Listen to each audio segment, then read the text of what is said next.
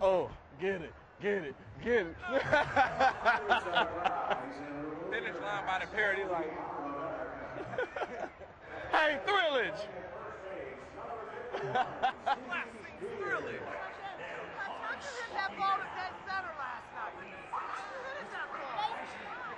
Easy, I just swung and hit it. Well, I don't think it's that easy. But a walk-off home run, first one of his career last night. Mic'd up tonight for us, center fielder Andrew McCutchen. First pitch of the ball game from Paul Maholm to Jimmy Rollins, misses for ball one. He's made it look easy. Since he's been in the big leagues, he's made it look pretty easy. It's impressive. 1-1 to Rollins. Well, at least Rollins got through 2 pitches tonight. Last night that wasn't the case. First pitch of the ball game he put into the seats. You know, last night, John, I think was, I tried to search the memory banks this morning and last night after the game. I can't remember a game in which the first pitch of the ball game was a home run and the last pitch of the ball game ended up as a home run. Yeah, it doesn't happen often. Rollins hits this one foul down the left side, and Maholm in front. 1 ball, 2 strikes.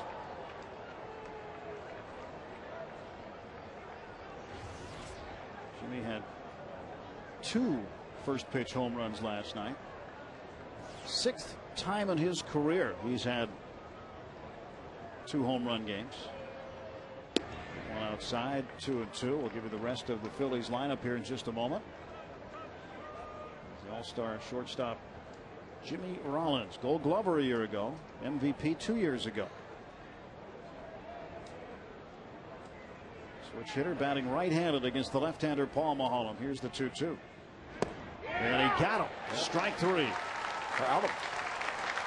Let's take a look at Charlie Manuel's lineup against Paul Maholm and the Pirates. Brought to you by Southwest Airlines. Shane Victorino bats second. Chase Utley in the 3rd spot. Ryan Howard and Jason Worth didn't start last night. Came in as a replacement for Matt Stairs last night. Ben Francisco getting a start. Feliz, Ruiz, and Hamels, the rest of the Phil's order. Here is Victorino, also a switch hitter, batting right-handed, takes on the inside corner for strike 1. Numbers on Paul Maholm.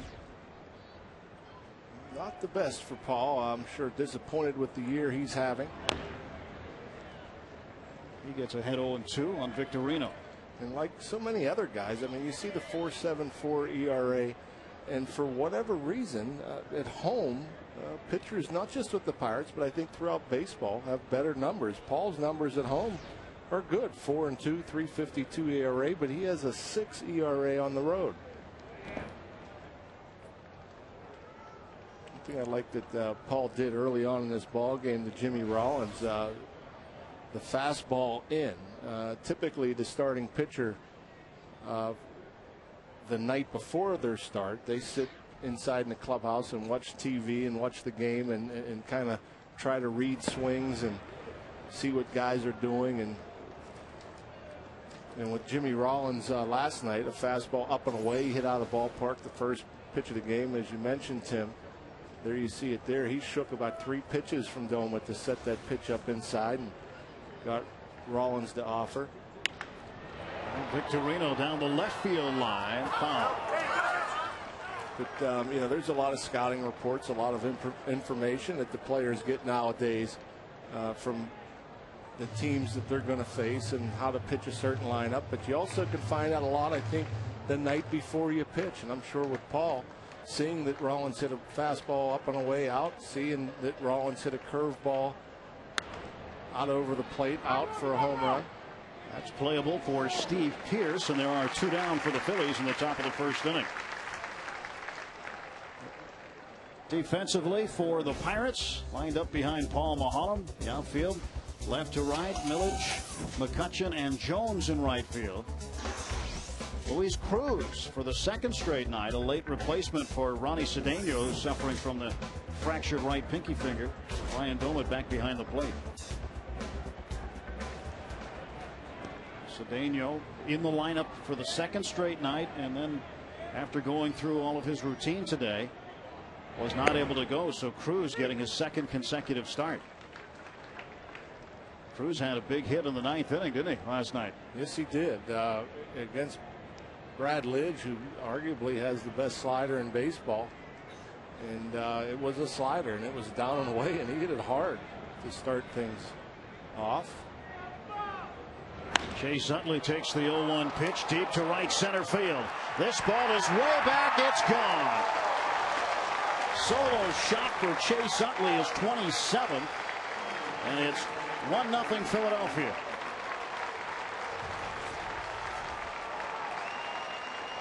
Chase Utley could be the hardest guy to pitch to in this Phillies lineup for me. You watch him, like I said, Mulholland probably in the clubhouse watching these at bats, and Chase Utley, for me, look how close he is to the plate. He's like right on that white line, so it's kind of hard to get in on him. He covers the outside part of the plate. I think that pitch Paul meant to get a little further away from him. It caught a little more plate than he wanted. But those guys that crowd the plate and are able to hit that fastball inside, I think are the toughest to pitch against. Ryan Howard with 2 outs, no balls, 1 strike. Howard against Paul Mulholland in his career, a 143 hitter. 2 of 14 against Paul. And Mulholland has struck him out 5 times. Howard, if he struggles with anything, and he's one of the game's best hitters, but if he struggles with anything, it's against left-handers. 0-2. Certainly occasionally he gets into some left-handers, but Mulholland has had success against him. Well, most pitchers have, for whatever reason. 1-2 to Ryan Howard. 4th straight 30 home run season. He's over 100 RBIs again with 104. And here comes the 1-2 from Mulholland. Got him swinging. And Mulholland strikes out 2, gives up the home run to Utley, and after a half inning, it's 1-0 Phillies.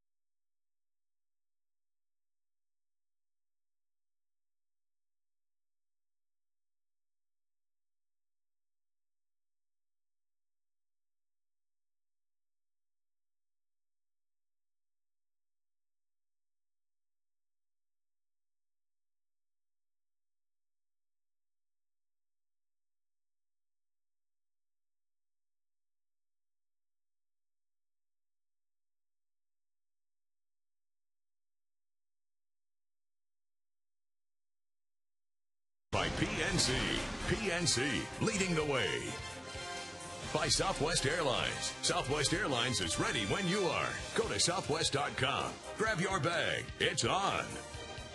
By your Western PA Toyota dealer, where quality, dependability, and good MPG all come standard. Toyota, moving forward. And by Geico. 15 minutes could save you 15% or more on car insurance. Visit us at geico.com or call 1-800-947-AUTO. Cole Hamels delivering to Andrew McCutchen outside ball 1 as we start the bottom half of inning number 1 with John Wehner, Tim Neverett at PNC Park. Chase Utley, a solo shot in the top of the 1st. And McCutchen seeing his first pitches since his heroics last night in the bottom of the 9th inning. Hitting his 8th home run of the season, his first career walk-off homer. It was his 2nd walk-off hit. Pirates have walked off 4 teams this year, 3 of them by a home run. McCutchen has one, Garrett Jones has one, Brandon Moss has one. 2-1 pitch. And this one ripped right at Feliz. One down. Let's take a look at the rest of John Russell's lineup. Brought to you by PNC. Just saw McCutchen. Will be followed by Delwyn Young. Garrett Jones in the third spot. Andy LaRoche back in the cleanup spot, batting fifth again. Ryan Domit hitting .400 over his last 3 games. Lastings Millage, Steve Pearce, Luis Cruz in for Cedeno, and Paul Mulholland. Delwyn Young, switch hitter, batting right-handed against the lefty Cole Hamels.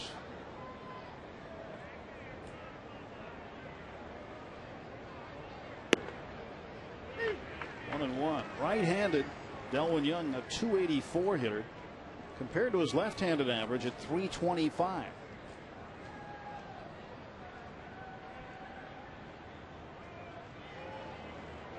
And he follows this one straight back. 1 ball and 2 strikes. You look at Cole Hamel and you look at the numbers and you wonder what's going on. 4.78 ERA, a losing record. You see the stuff. The velocity's still up there. He's already touched 93. He has as good a changeup as any left-hander in the game. 1-2, and he fooled Young, and he strikes out. 2 men are out now as Young goes down on strikes. A hanging curveball that was probably up out of the zone, but I think Delwyn wasn't sure whether that was going to touch the top half of the zone. But again, you see not only up but inside, and it ties Delwyn up. That's the kind of swing you don't see him take ever, but he was trying to protect himself. Garrett Jones, first ball swinging, knocks it into left field. 2-out single for Garrett Jones. How about tonight's tips to win, presented by our friends at Rivers Casino? I think offensively we need to do a better job of taking advantage of the opportunities. Last night we had a ton of opportunities early. Runners on third, less than 2 outs, could not take advantage of them. And it set up the heroics in the 9th inning, but they certainly need to cash in when they get those opportunities. And for Paul Mulholland, I mentioned his numbers at home. He needs to stay strong at home. 3.52 ERA here. He's looking to have better than the .500 record. Pick up a win tonight. He'll go to 8-7. Andy LaRoche would like to come through. Again, not a natural cleanup hitter, but doing the job right now. He swings and misses. And there's the good changeup from Cole Hamels. In the cleanup spot, Andy is 3 of 16 with a double and 2 runs batted in his previous 5 games. Well, he should get opportunities. Obviously, batting cleanup. Throw to first, and back is Jones. Especially against right-handed pitching. We saw it last night a bit with Joe Blanton. He didn't want to give in to Garrett Jones. He didn't give Garrett Jones a whole lot to hit. So if Garrett Jones is patient, because they're pitching around him to get to Andy LaRoche. And Jones going to throw down. He is going to be safe. Stolen base for Garrett Jones. Not the best throw by Ryan Howard. It was off the bag, and that gave Jones an opportunity. So he swipes second base. First move, didn't think Hamels would go over there twice in a row. Hamels does go over, but the throw a bit low to Ryan Howard handcuffed him a little bit. So he got off kind of a rushed throw to the third base side of second. Garrett Jones with a good slide. His 8th steal of the season. Now he's in scoring position. LaRoche fouls it away. And that's why, even as a young player, kids, when you're in that situation, you think you're picked off, just keep running. Because you never know what's going to happen at the end of that play. Yeah. In the big league level, you're not going to get out of too many rundowns. So you're just better off hoping that there's an errant throw or the first baseman has trouble getting rid of it.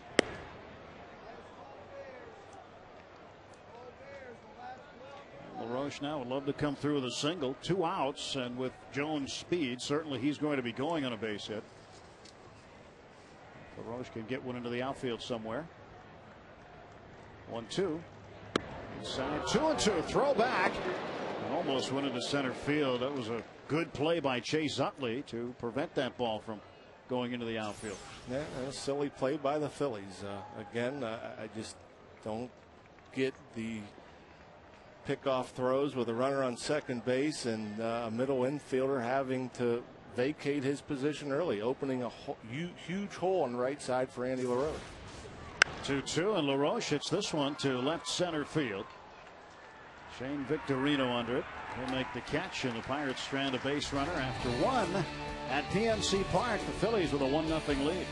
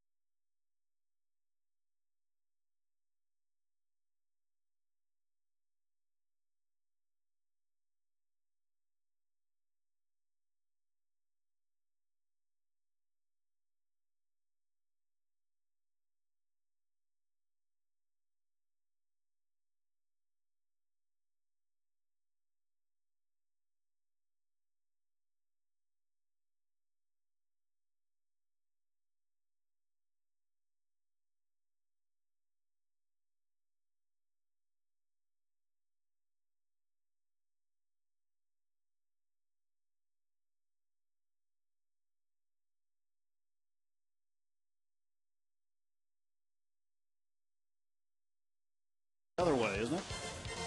It's an interesting ball.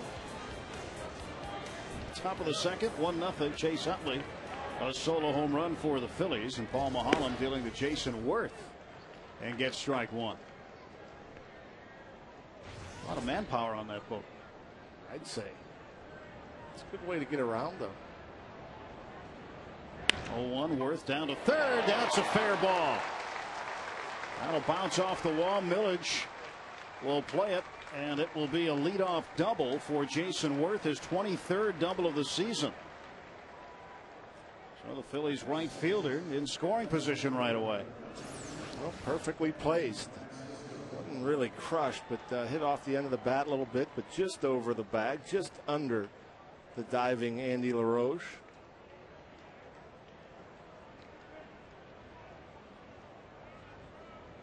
Andy playing a fine defense this year. And we'll see last night, boy, it wasn't until the 9th inning that either team, the Phillies or the Pirates, could get a hit with runners in scoring position. And Francisco looks to bunt, takes ball one.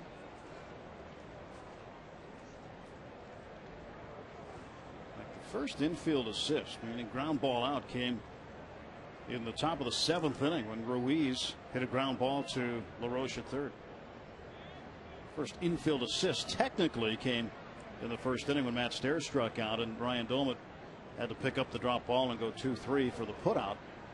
Well, the first assist off a ground ball to the infield wasn't until the 7th. I'm wondering if there was ever a game without an infielder assist. Well, I think he was starting to wonder that right around the 7th inning when you saw one. Funny how that works.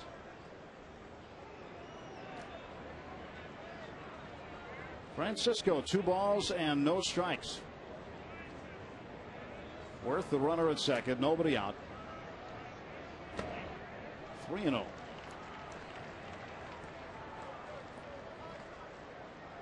Well, you were talking about the defense, and Andy LaRoche in particular, but as a team this year, the Pirates have made the fewest errors in Major League Baseball.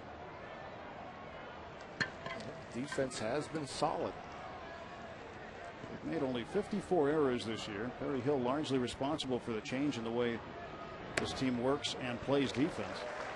There's ball 4 pitch walk. So now runners at first and second and nobody out. This day in Pirates baseball history, August 26, 1975. The first 8 Pirates hit safely in a 3-2 home win over the Braves, tying the Major League Baseball record set 3 weeks earlier by the Phillies. That's our this day in Pirates history, thanks to Day Automotive. Well, that score doesn't fit. 8 straight guys reaching. 8 straight guys reaching safely by hit, right? So you get 8 straight hits, and you end up with 3 runs. All singles, I guess. It's amazing. They were playing station-to-station baseball. Yep. You have to assume maybe an outfield assist or two to go with it. Maybe a guy gunned down at the plate or force out somewhere, maybe. It couldn't be. Well, no, it couldn't be. Everybody right. reached safely. Yeah, to be an outfield assist. First and second, nobody out, 1-0. And the pitch to Pedro Feliz is a strike. Holland looked like he was being careful with Francisco, at least trying to pound him in early to keep him from hitting a ball to the right side, knowing that if he walked him, setting up a double play with Feliz on deck. Ground ball down to third.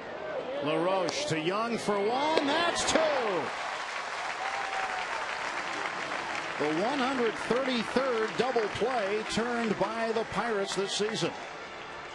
It works out. If you're a confident pitcher and you can think, well, I'll walk this guy or at least pitch around them to try to get Feliz to hit a ground ball, clean things up.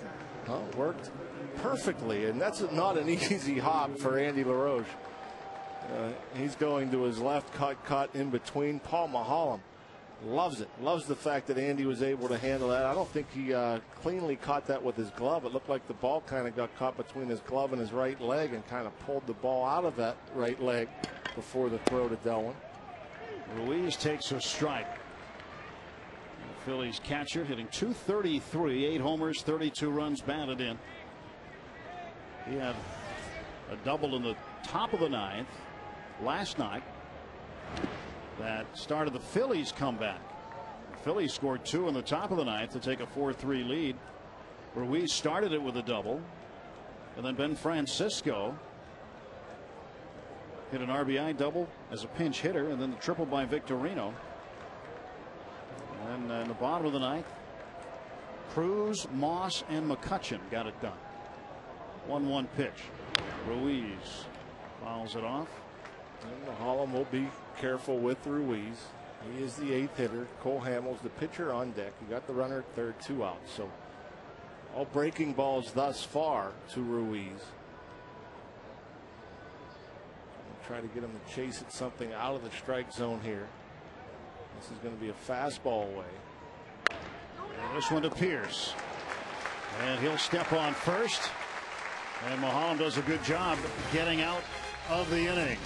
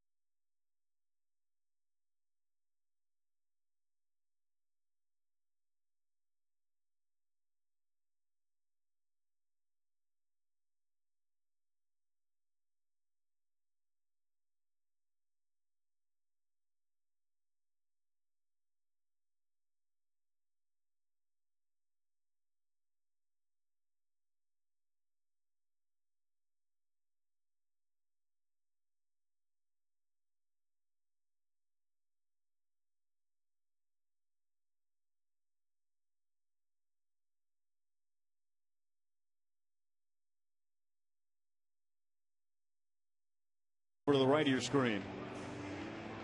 It's just it's no big deal. That's Tony Beasley Jr. right there, just like any other ball hit at him. T had a handful of balls, just as calm and cool and relaxed as ever. Ryan Doumit leading off the bottom of the second inning. He's a left-hander, you know. His dad's right-handed, but T. Beasley is a lefty. A left-handed power hitter. He's had a few chances to get in the cage. Yeah, he's a big kid. Hits the ball well. I want to say he's only 14, 15 maybe at most. Tony was a little punch and Judy, a little speed guy. He can still run, Tony Beasley. But T, more of a power guy.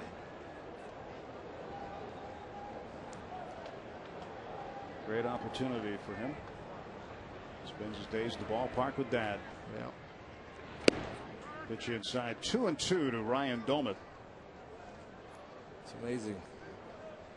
You know, back when I was coaching with Tony down in Altoona, you know, little T and my boy Brandon would be up there and hitting balls. You know, they could barely get it out of the infield then, you know. T, he's probably doubled in size. 3-2 pitch. And this one to the left side and through, a base hit, leadoff single for Ryan Doumit.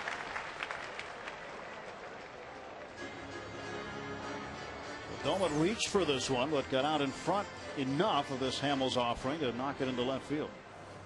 Change up. And Ryan Doumit just keeps the hands back long enough. Fold a bit, but if you get the hands back, if you can keep the hands back, you have a chance. And right there, just enough. Get that through the left side. Now Lasting's Millage shows bunt and takes ball one. So often, you know, you talk to kids and you hear parents talking to their kids about hitting, and they're always stay back, telling their kids to stay back. And so often they think staying back is staying on that back leg. Staying back is keeping your hands back.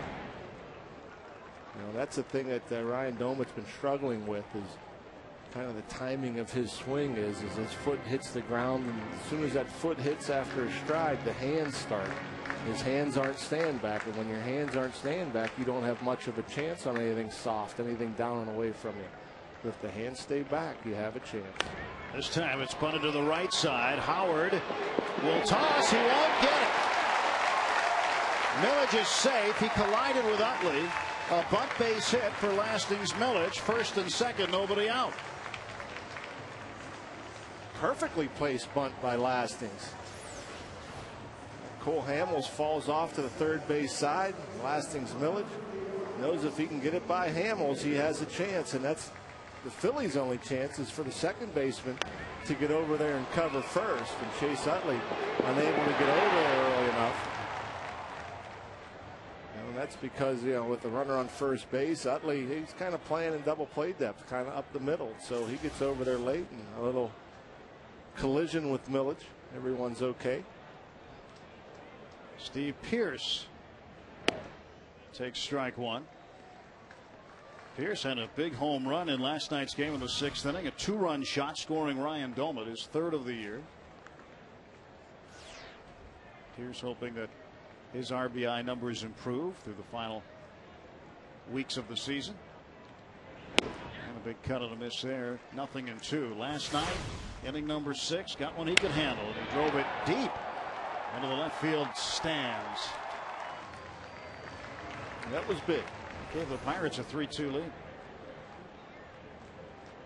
That's why everybody loves the long ball. 0-2. And a foul tip into the glove of Ruiz. And Pearce strikes out. And when you're struggling as a team to hit with runners in scoring position, the home run will bail you out. And here's Steve Pearce. Nothing real fancy from Hamels. He just basically challenged Pearce with fastballs. Gets the 0-2 heater above the belt by Steve Pierce. Luis Cruz, who started the Pirates rally in the bottom of the ninth last night, he led off the inning with a sharp single off Brad Lidge to left field. And then Brian Bixler came in after a wild pitch, put Cruz at second base. Bixler would pinch run. He'd end up scoring the tying run. And Cruz this time off the end of the bat foul. Ball and a strike to Luis. Good to see Cruz get a chance too, because he has not had much of an opportunity to play since being called up from Indianapolis. He's been here every day, puts in a lot of early work in the infield. He can pick it. He can play defense. He can play anywhere for you. Outfield, infield. I think best suited in the middle infield, but he's one of those guys that makes everything look effortless. Everything looks easy. And Cruz pops it up. That's the infield fly rule, late call. So he is automatically out. And, you know, saying that about Cruz, you also like to see Bixler get an opportunity too, especially, you know, as hot as he was in Indianapolis. That's typically a time you want to see a guy fresh up from AAA, swinging the bat well. But he's been in there a little bit. But Cedeno's been playing well, as has Delwyn Young. So the middle's been kind of clogged, so Cruz and Bixler, not many opportunities. Brian Doman a leadoff single at second base. Millage a bunt single at first. Pierce has struck out. Cruz has popped out. And now Paul Mulholland takes strike one from Cole Hamels. I mentioned earlier about the numbers of Hamels during the Open. And part of the problem, obviously, he's giving up a lot more hits this year than he has in any time in his career. Good fastball there at 95 past Mulholland. But the better pitchers, and you look at ERAs, and typically the lower ERA guys are pretty good when runners are in scoring position. That hasn't been the case for Hamels. League hitting almost 300 against him. Foul away. And just skipped over the Pirates dugout on the third base side. I think they've got somebody.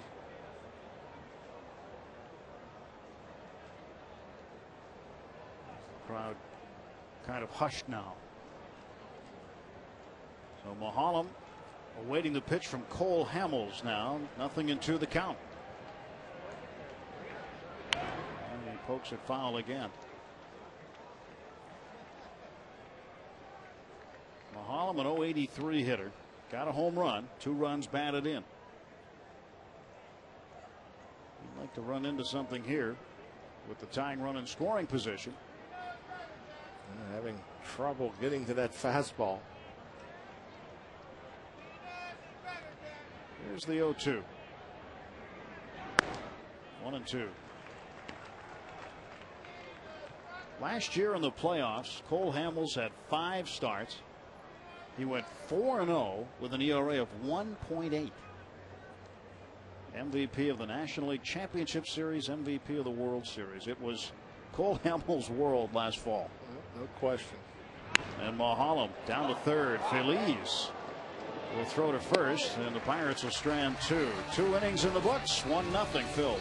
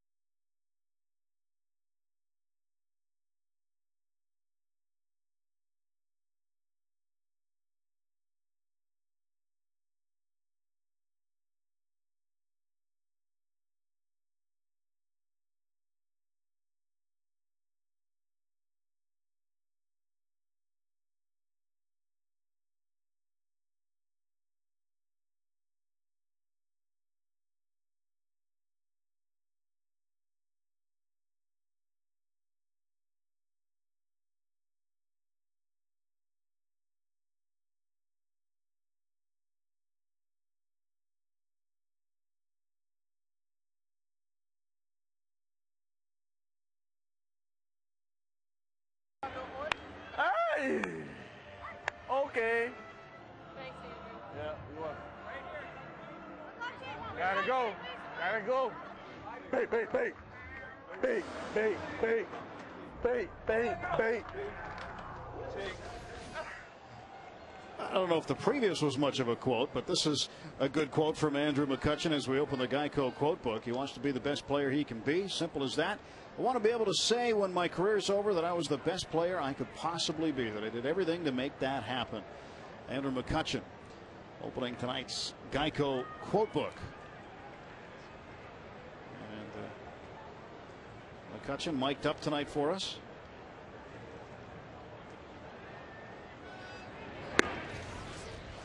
So far, he's being all he could be. Pretty impressive to see a young player doing the things that he's doing.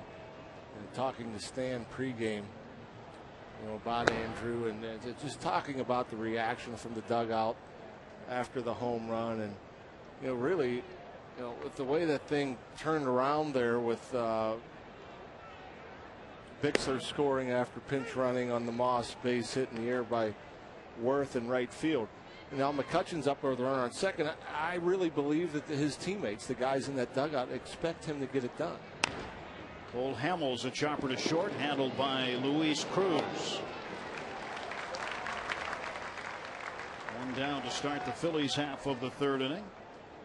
I mean, right now you look at the Pirates offensively, and who else do you want up in that situation with the game on the line?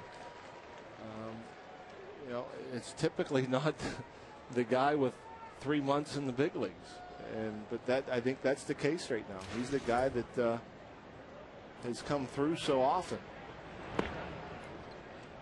Certainly not rattled. And I also mentioned during the open about he hasn't made many mistakes, and I said it was a glaring mistake in center field, and it kind of sounds harsh, and it was glaring because of the situation. The situation being a tie game in the ninth inning, and it just so happened he broke in and the ball went over his head.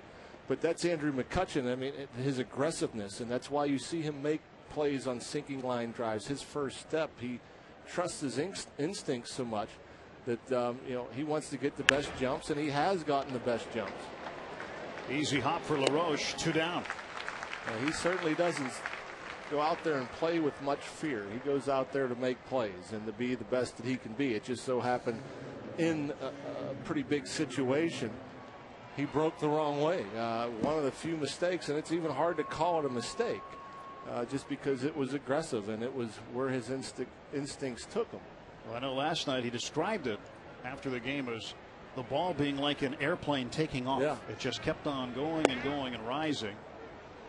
And those are the things you calculate as an outfielder. You calculate who's at the plate. It was Shane Victorino, a guy that's not very big. You wouldn't think it would hit with much power or have a ball take off like that one. Cruz to short. 1, 2, 3 they go in the top of the third inning.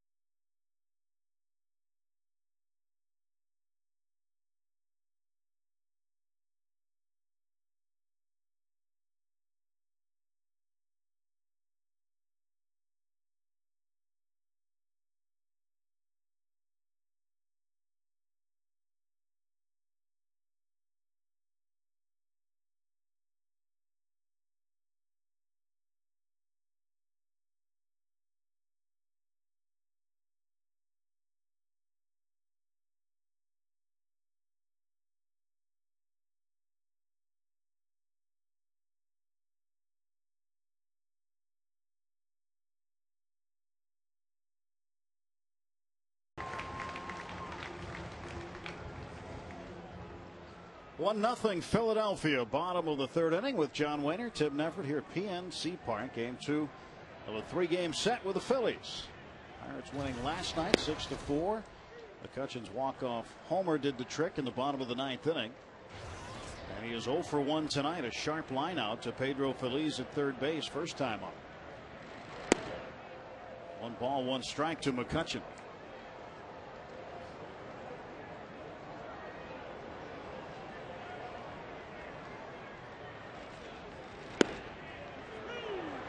Body moved a little bit, reading that off-speed pitch.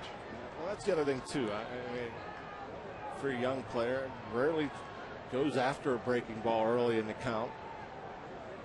You know, that's a kid, a batter with confidence with 2 strikes. He's not afraid to go to 2 strikes. You throw a good breaking ball with 1 strike, and it turns out to be a strike called. He doesn't care. It's something. Oh, we'll just battle with 2. But you very rarely see him on a good pitcher's pitch even offer. 3-2 to McCutchen. Cole Hamels, the wind of the payoff pitch. And this one is a base hit to right. Well, McCutchen a leadoff single here in the 3rd. Tying run is aboard. And for every run the Pirates score during tonight and tomorrow's games, plus last night's run total of 6, fans receive $1 off the purchase price of left field and right field box seats for the series against the Cardinals coming up September 4th through September 6th. Tickets will be available for purchase starting at 9 a.m. this Friday morning at pirates.com/howmanyruns, the PNC Park box office, or by calling 1-800-BUY-BUCKS. Right now, and he is picked off. And McCutchen tagged out by Rollins. And Andrew McCutchen fell asleep at first base. Well, that's the other thing as far as, mistakes. And, he wasn't going right there, but I don't know if he's seen a move quite like Cole Hamels. He thought Cole Hamels was going to home. He was just getting ready to go into a secondary lead. And before he knew it, that throw was made to first, and I'm sure the scouting reports are, hey, 1-way lead. He's got a good move. 1-way lead. If you're not going anywhere, make sure you're not going towards second until he delivers the ball to the plate.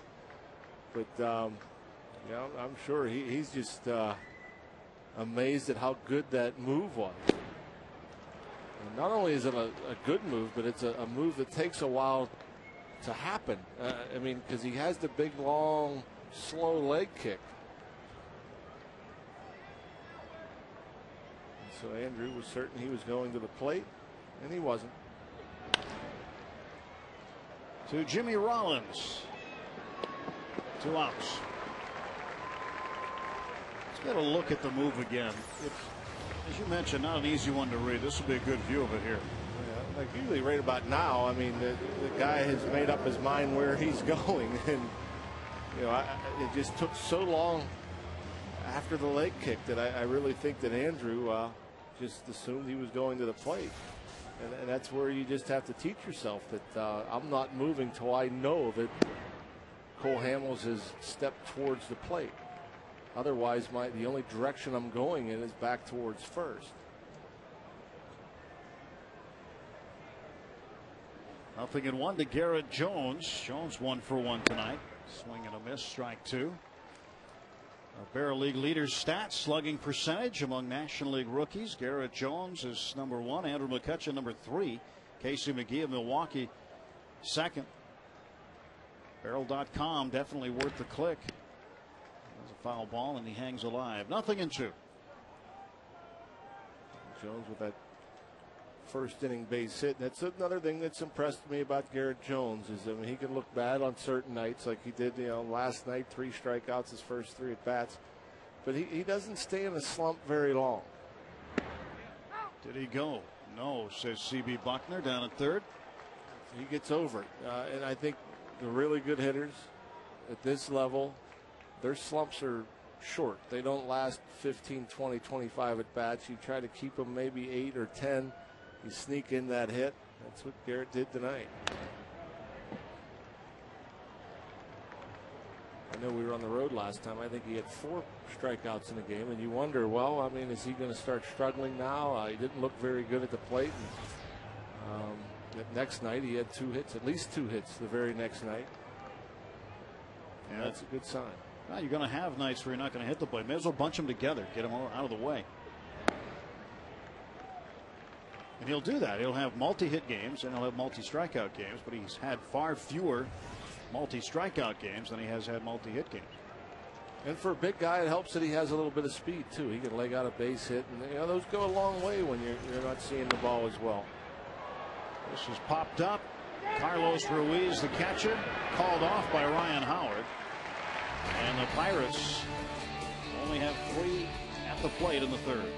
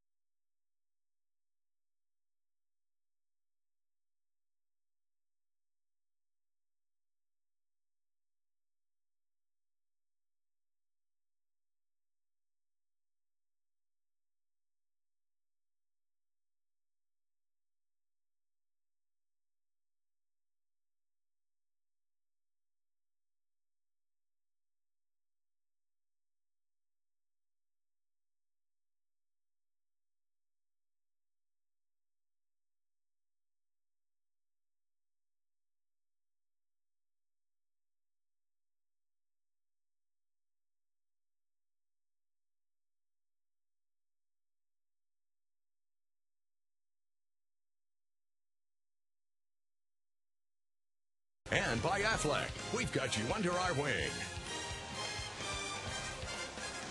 Well, it looks like they were a guy short tonight to spell Bucks. Yeah. Had to use the X. Couple of nice hats. Guy there on the right could play defensive back for the Steelers, huh? He's got the Palomalo haircut going. That's actually driving to the ballpark today. I was behind somebody in a car with a vanity plate that spelled Bucks like that. Really? Something Love the Bucks, or I can't remember exactly how it read, but spelled it with the B-U-X. Chase Utley has the home run. That's the difference in the game so far. At the top of the 4th. Utley, by the way, is the only left-handed hitter this year to hit a home run off Paul Maholm. All the rest of the long balls that Paul has given up have been to right-handers. He's done a pretty good job of keeping the ball in the ballpark for the most part. This is 13th. This one is out of play.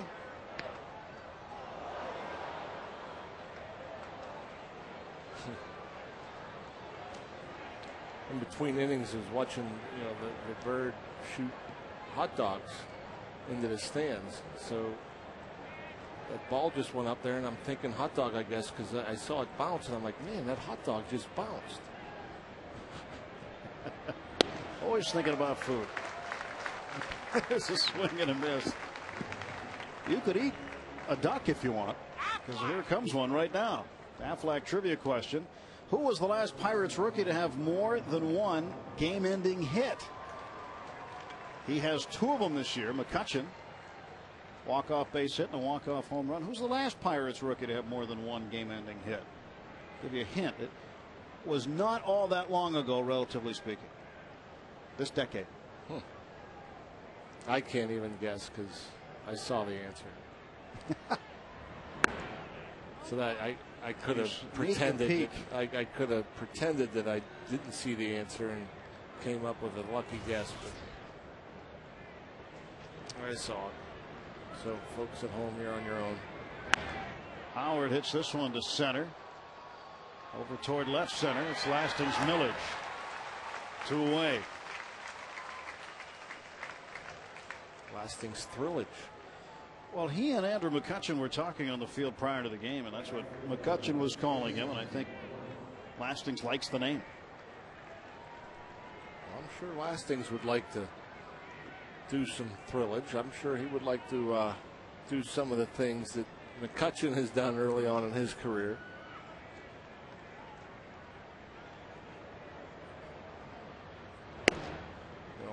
Driving home, I was listening to some of the post-game stuff on the radio side with Rocco, and he interviewed Andrew McCutchen, and Andrew was talking about how he and Millage were just talking about it yesterday, about the things they want to accomplish in their careers, and one was a walk-off home run, and he thought that was kind of ironic. He's already accomplished a lot in a very short period of time. A grand slam is what he wants next, I guess. Jason Worth single up the middle. And Worth is 2 for 2.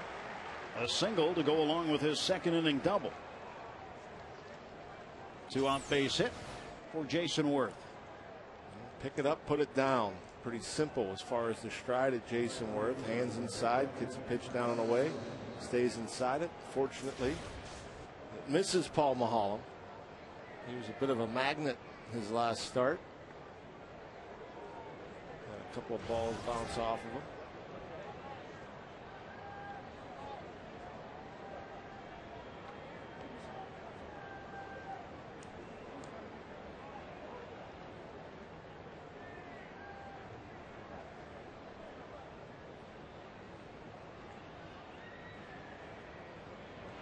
Francisco. Oh, what a play! Delwyn Young takes a base hit away from Francisco with a diving stab. Boy, is he getting better. He's getting a lot better over there, Delwyn Young. One of the best plays Delwyn Young's made all season right there.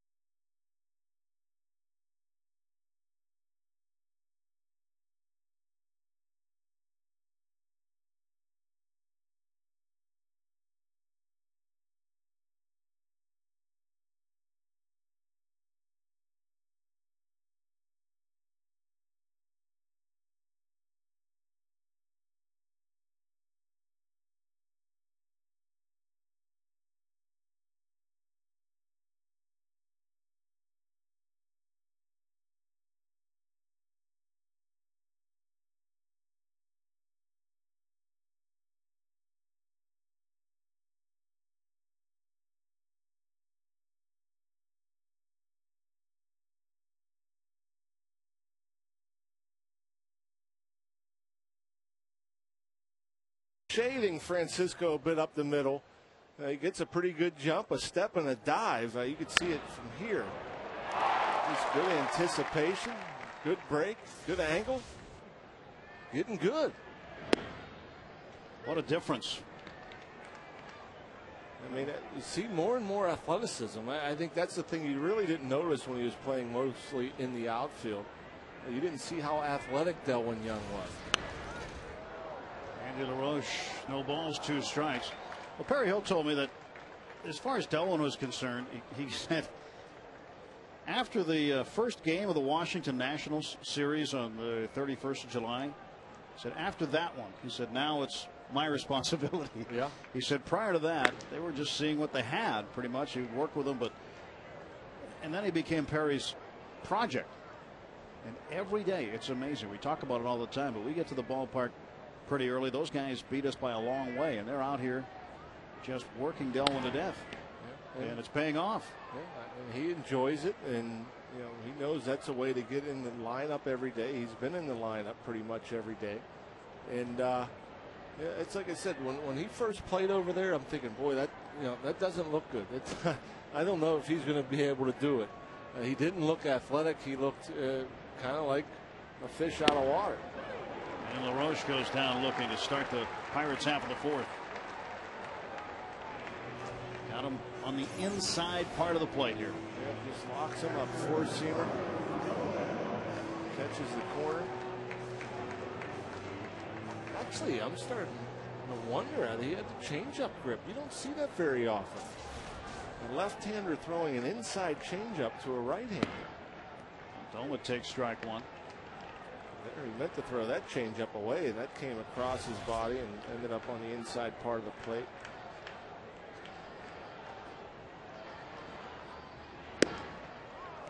But yeah, Delwin, I mean, it's so impressive how much better he looks, how much more comfortable. You see the clock, he's speeding things up as far as getting the balls, getting rid of the ball quickly. Dolman hits a one hopper to Rollins, and they're now 2 away. Well, we gave you the Aflac trivia question on the top half of the fourth inning. Here it is. Who was the last Pirates rookie to have more than one game-ending hit? The last Pirate rookie to do it was traded twice in the offseason. Sent to Philadelphia, then down to Florida. Ronnie Paulino did it in 2006. Now, 2 has been the most by any Pirates rookie since 1974. Kevin Young did it in 93. Al Martin also in 93. Ed Ott in 77.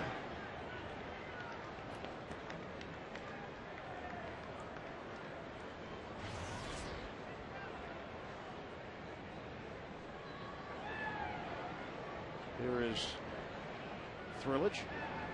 Ow! He got hit. Second night in a row he's been hit by a pitch. That ball got him good.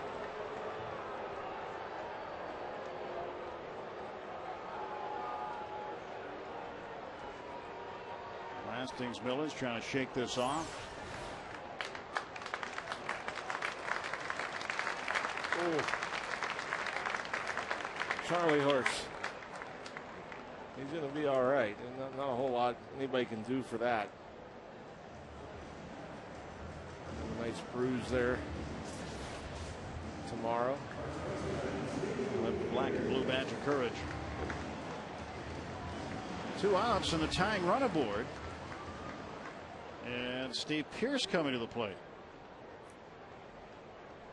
Hastings Millage, as a kid, took part in the Little League World Series, representing Bradenton, Florida. He's from Palmetto next door, and his team ended up in the draw playing Pottstown, Pennsylvania that year in Williamsport. And I asked him yesterday about what it was like being in the Little League World Series. He said it was like, as a 12-year-old kid, you're in the big leagues for a week and a half. So 30 to 35,000 people are coming to watch you play. There's TV, there's reporters everywhere. He said it is like nothing else you can describe. And he said still today, with all the baseball memories he has accumulated and continues to accumulate, that's one of the #1 memories he has, is participating in the Little League World Series. It's even bigger today. The Little League World Series gets a lot more coverage.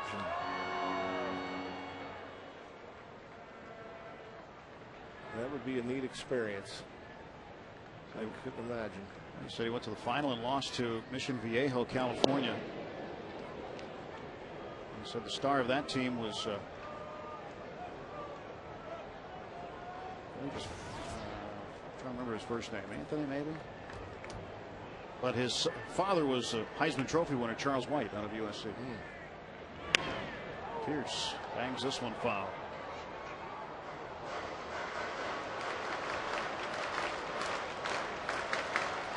Well, nobody had a Little League World Series like legendary Lloyd McClendon. 5 for 5, 5 home runs, and a whole bunch of walks. Yeah, that's pretty big time. 1-2 to right field, tailing away from Worth. Millage will be held at third and into second with a 2-out double to Steve Pearce. Good piece of hitting. Steve Pearce going the other way. Just didn't hit it quite hard enough. With that and Jason Worth doing a good job keeping this ball from getting to the wall. If it's hit with a little more zip, or if Worth is just a half step slower, this ball slicing away from Worth gets to the wall. If it gets to the wall, pretty good chance that Millage scores on that double. But because Worth is able to cut it off, Tony Beasley forced to put up the stop sign. So Luis Cruz at the plate. He will be walked to load the bases and create a forced play. More importantly for Philadelphia, the pitcher Paul Maholm on deck. So they'd rather get to the pitcher, and Maholm would really have a chance to help his own cause here, trailing 1-0. So Charlie Manuel will put Luis Cruz on, and the bases are full of Bucks for the first time tonight. A little bit tardy his last time up on the Hamels fastball. Not bad numbers with the bases loaded, though. 4 out of 12. Maholm? Yeah. He's at 12 at bats with the bases loaded. I think 333. Oh, that's career. Okay, I thought it was this year. I didn't notice that on the screen, but yeah, that's pretty good. This one's fouled back. No, he's got. If he was 4 for 12 this year, his average would be a little better. He's only got 4 hits total the whole year. 4 out of 48. One bomb. And it was a bomb. 1-1. Shoots this one foul into the upper deck. 1-2 to Maholm.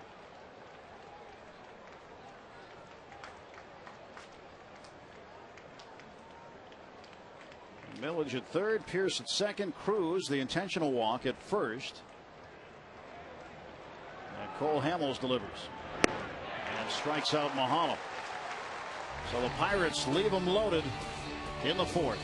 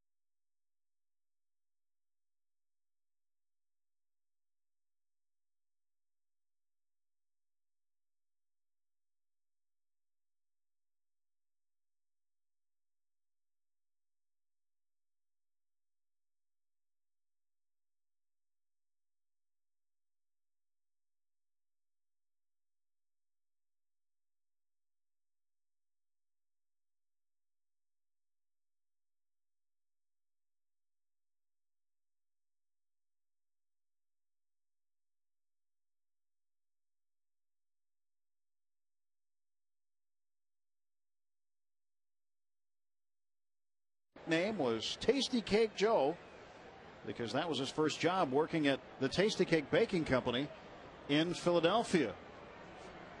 That's tonight's Radio Shack What Do You Know? I'd like to welcome our friends at Radio Shack to the broadcast, and it's a neat feature. What do you know? What do you know? What do you know? What was your first job? You know, it's not the first time I was asked that today. No? No. I'm serious. Wow. You're laughing at me in the trailer. My first job was in an ice house. I Really? worked bagging cubes of ice. Nice. Yep. Had a cold all summer. Thought you'd get used to it. No, you never get used to it. No? 90 degrees outside, 30 inside. Working up a sweat. 1 ball, 2 strikes to Pedro Phillies. Top of the 5th inning. 1 run on 3 hits for the Phillies. The lone hit, the solo home run in the first inning by second baseman Chase Utley. And Phillies watches this one bounce at the plate. 2-2. Finally came up with a nickname for you. What's that? Iceman. The Iceman? Yeah, it was like assembly line work. Ice. What's up, Ice? You were cold for about 15 minutes, and then you kept on sweating. To right field, and Jones makes the catch. Worked at an ice house all day, played ball at night. Found a few hours to sleep. What was your first job? Outside of helping the garbage man, I used to help the garbage men. I used to go along the street with them and help them throw bags into the truck, and they'd give me a dime or quarter on some days. Really? And I was a paper boy. But my first official job was a pin boy. I was a pin boy. Ground ball to short, and Cruz throws out Ruiz. 2 down. I seriously wanted to be a garbage man when I was a kid. I wanted to grow up to be a garbage man. You had some high hopes. My mom would confirm that story. Aim high, that's all. Every week they'd come by, I'd hear that truck, and I'd run outside and I'd go and follow them around. And well, how old were you when you achieved your dream job? Till 6 or 7, I don't know. Wow, that's pretty good. Cole Hamels takes strike 1.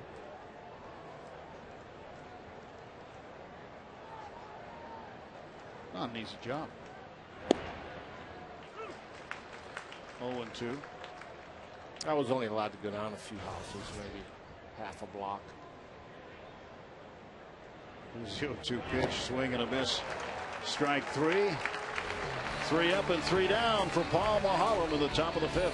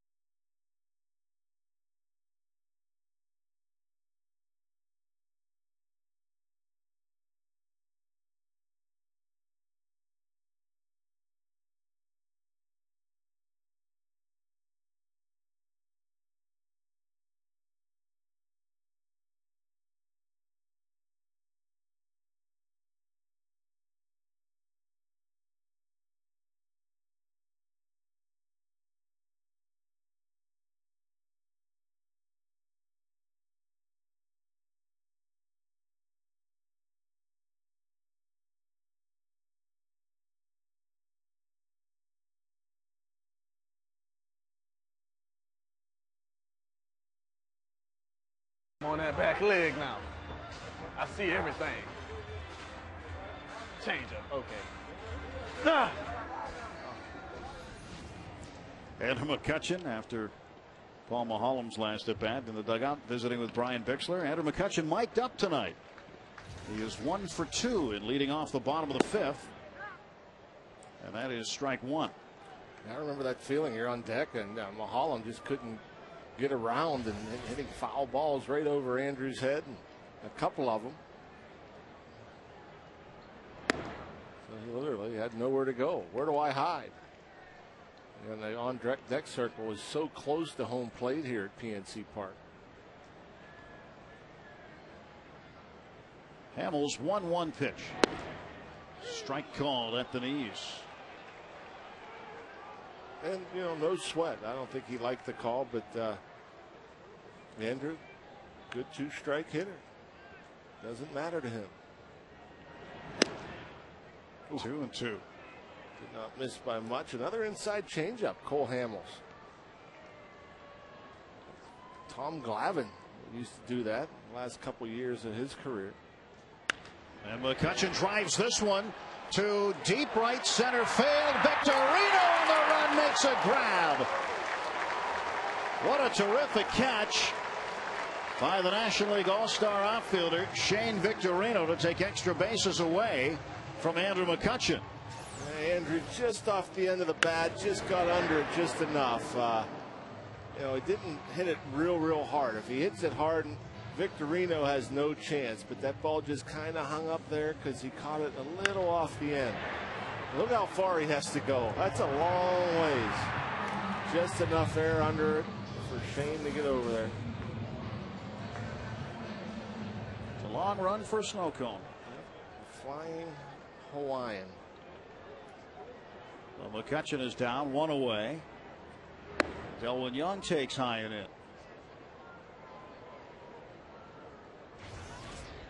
Yeah, Victorino, an all-star for the first time this year, actually was voted in by the fans on the internet online poll as an extra player, and actually campaigned door to door with the mayor of Philadelphia in the neighborhood in South Philly near the ballpark,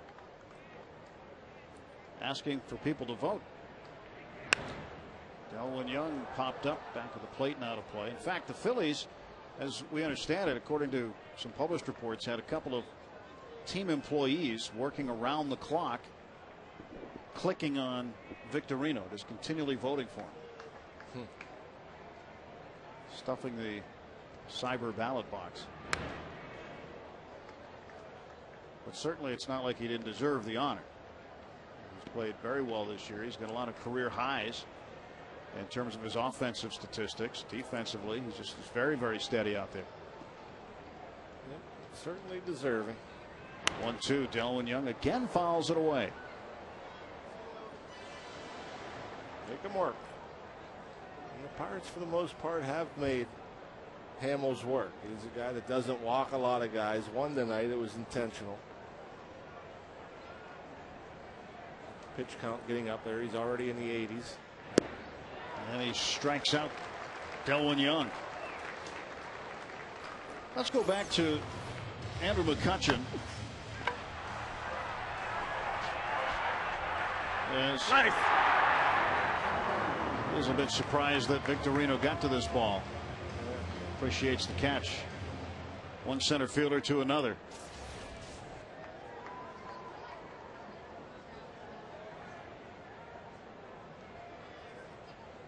He didn't mean it. You don't think so? He didn't mean it. Garrett Jones. You're running down the first and around first. Well, at least I was begging, pleading, please get down, get down, get down. Well, if that did get down, that would have been 3 bases, perhaps. Easily. 1 ball and 1 strike.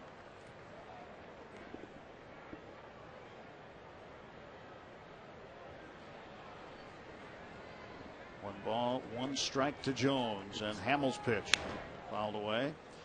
Prior to the game, our play that made you smile from Aspen Dental. General Manager Neil Huntington, Manager John Russell, presenting Garrett Jones with his National League Rookie of the Month award. He was the Rookie of the Month in the NL for July. That's our play that made you smile from Aspen Dental.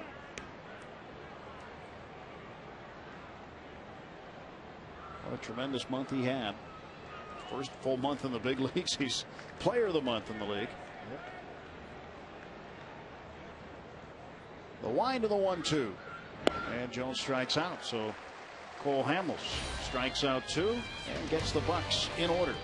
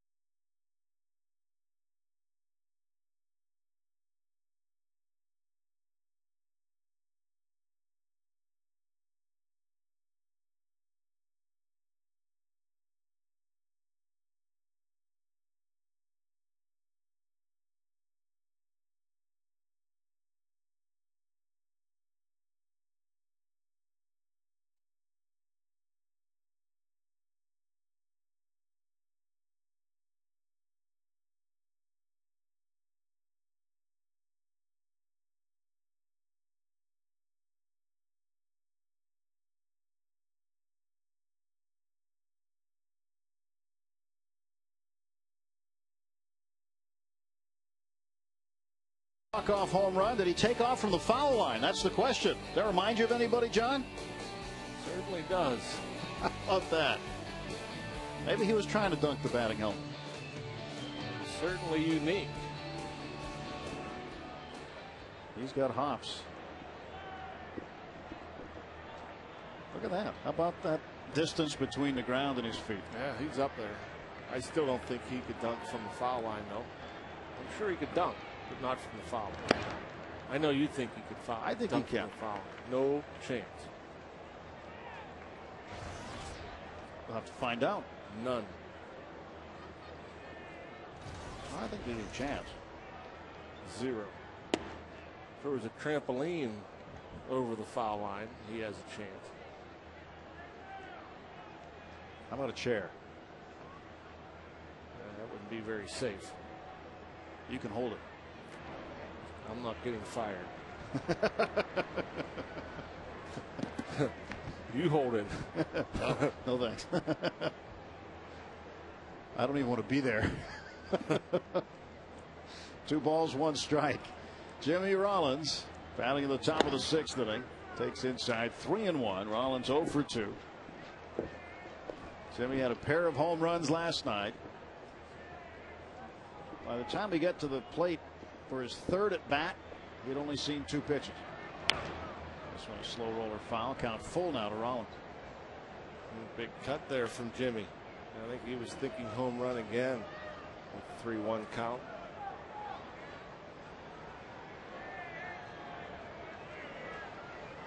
One run on 3 hits for the Phillies. No runs on 5 hits for the Pirates. And this one to center field. McCutchen will handle it. Rollins 0 for 3. And there is 1 out of the Phillies half of the 6th. Well, we invite you to host your next special event at PNC Park. It's perfect for corporate events, weddings, bar mitzvahs, and more.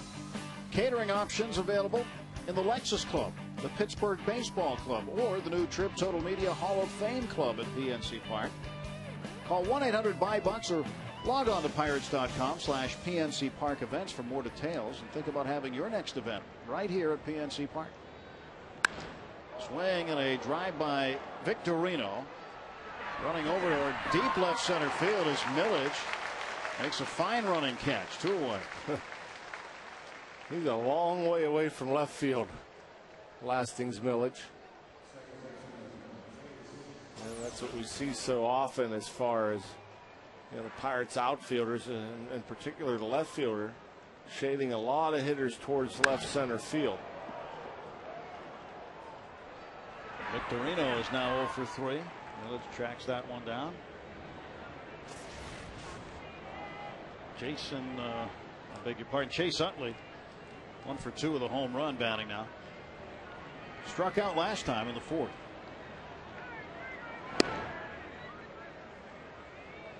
Well, Utley, a perennial all-star.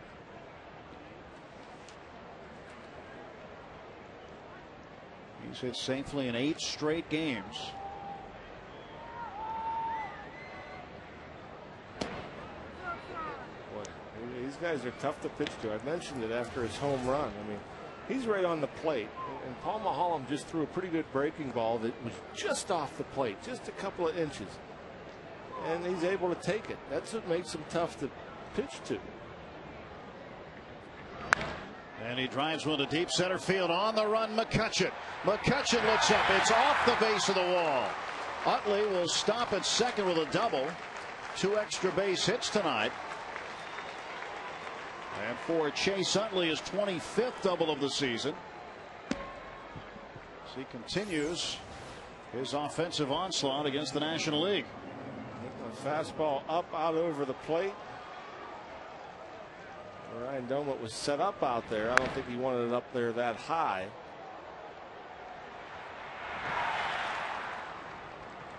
And you don't want to pitch him in because he's quick to the fastball inside, and he does have 27 home runs.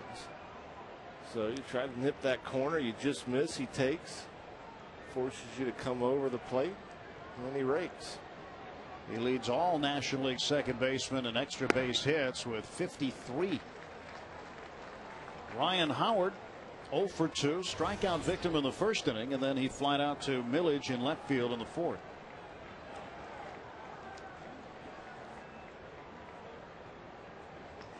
Here comes the 0-1, and Howard fouls it away. 0-2. Shane Victorino put one up to deep left center. Let's listen.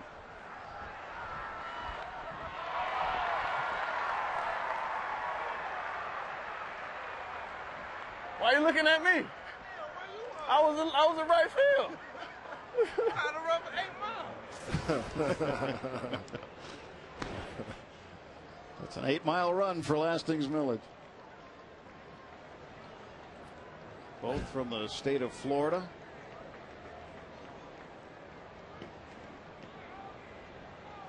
You get a guy like McCutchen out in center field too. I'm sure if you're on the corner, your first step towards center, you're looking at your center fielder. 2-2 to Howard. Center fielder's got priority out there, but Millage had to go deep into that gap. I don't know if you'll see that again. Where and it's because of the shift, and with McCutchen was playing Victorino into right center, Millage in the left center. You're not going to see many left fielders catch a ball in front of the bullpen fence. Count now full to Ryan Howard, 3-2. Jason Worth on deck. You see where they are and see how far off the line Millage plays. That's been one of the things that the Pirates do this year. They have the left fielder pinching the gap as opposed to guarding the line. McCutchen was a little further over. Millage was about in that area on that ball that Victorino hit. But that's a long way to go to that fence. 3-2. Count stays full to Ryan Howard. And oddly enough, you get a guy like Ryan Howard, a big power hitter, that we actually play him pretty straight up in left field. And that's because he does hit the ball well to all fields. And McCutchen just a couple of steps to his pull side, but Millage straight up. Jones maybe a step to pull, step or two. Jones at turnaround depth. It's over his head, he just turns around. It's either gone or off the wall. Yep.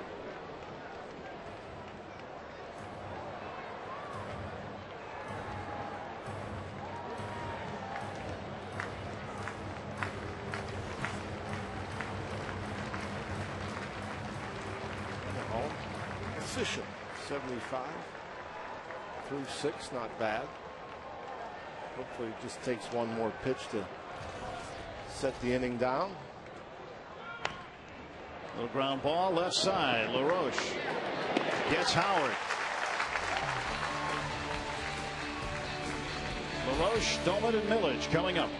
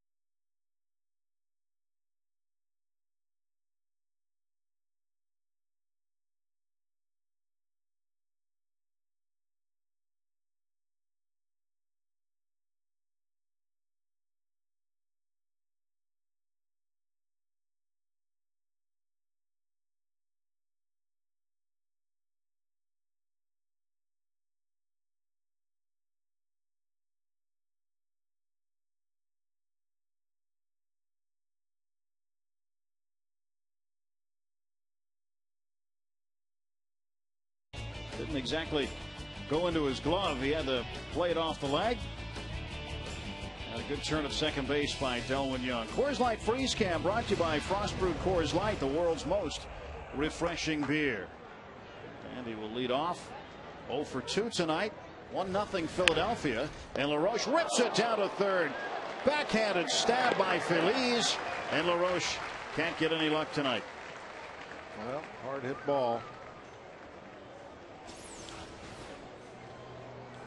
I think a change up just a bit out in front. And you see that sometimes with Andy LaRoche. You wonder how he's a third baseman. Where's the power? Hitting clean up, just 6 home runs. And I think at times that's what you see. Andy at times gets a little bit big with his swing. And when he over swings a bit, I think he gets the top hand over the ball a little bit. When you're thinking more middle, more gap, your hands stay inside, then you get that same pitch and you hit it in the air. You get it airborne and possibly you hit it solid, you hit it out of the ballpark. Ryan Dolan pops it up. Playable for Ryan Howard. 2 down. There's Andy, first pitch swinging, and he gets the foot down, but his first movement is that front shoulder will start opening up, and he just gets out in front just a touch. And when you get out in front, that top hand rolls over. It's a hard hit ball, yes, but they can defend it. Feliz down there, a little sliding backhand play makes it look easy, but if he's able to get down and get the hands through it a little better. Lastings Millage, a line drive base hit. 2-out single for Millage, and again the tying run is aboard. Millage on base all 3 times. He's 2 for 2 tonight. Was hit by a pitch. Had a nice bunt base hit on the second inning. Pierce a double last time up. 1 for 2.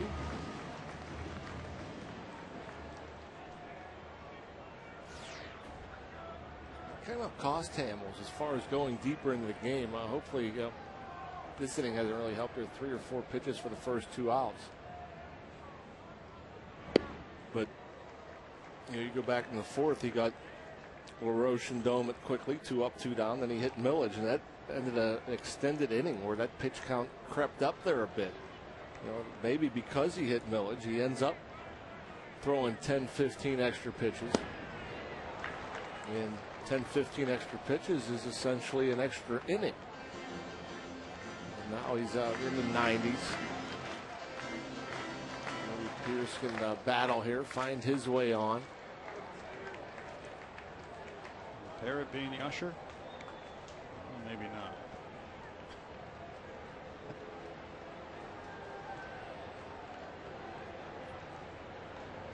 Oh, 2. He struck him out. Pierce down on strikes to end the 6th. We'll head to the 7th when we come back to PNC Park.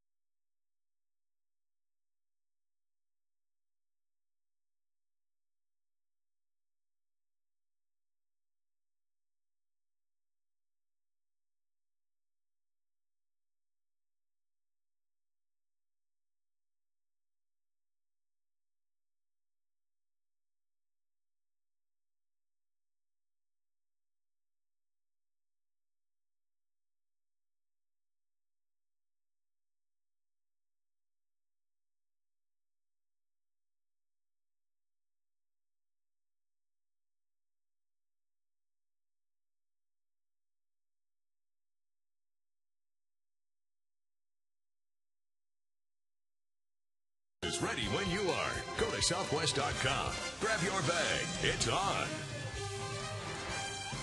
Great shot of downtown Pittsburgh on a Wednesday night. 1-0 Philadelphia. Top of the 7th inning. Jason Worth drives the first pitch off Paul Maholm. And that is a foul ball. Just down into the corner. It looked like it was going to carry fair for a little while, but tailed foul. And a long and loud strike.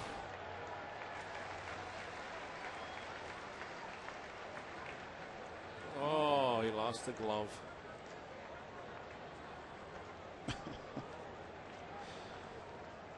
I guess it was hit pretty hard. Took his glove right off. Yeah.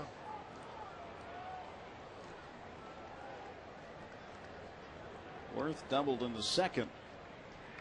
And he is now behind 0-2. Jason Worth was the man in right field last night when Brandon Moss hit a ball to him, with Bixler rounding third, a pinch runner in the bottom of the 9th inning. Worth bobbled the ball, misplayed it, was charged for an error. Bixler scored just ahead of the tag by Ruiz to tie the game. That was a bit of a scary moment. The ball was hit hard. Worth got to it quickly, fielded it cleanly. So Bixler was helped. Then he dropped it. And so Tony Beasley started waving him. Worth with a pretty good arm. Bixler said he didn't know where the ball was. He just reacted to Beasley. When he told him to go, he went. Chopper to Cruz, backhanded, and he gets Worth. One down. Let's check out how we got to this point of the ball game with tonight's game summary, brought to you by A&L Motors. Chase Utley 2 for 3, a solo home run. Jason Worth with a double, also 2 for 3. And the Pirates, with runners in scoring position, 0 for 5. That's tonight's A&L Motors game summary. Through the first 8 last night, Pirates were 0 for 10 with runners in scoring position, as was the Phillies. It wasn't until the 9th that both teams were able to manage a couple of hits with runners aboard.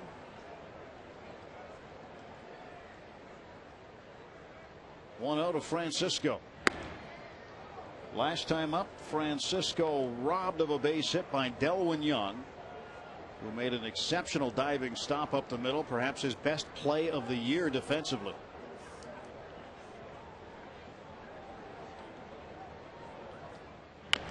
Two-0 pitch, fouled away, 2-1.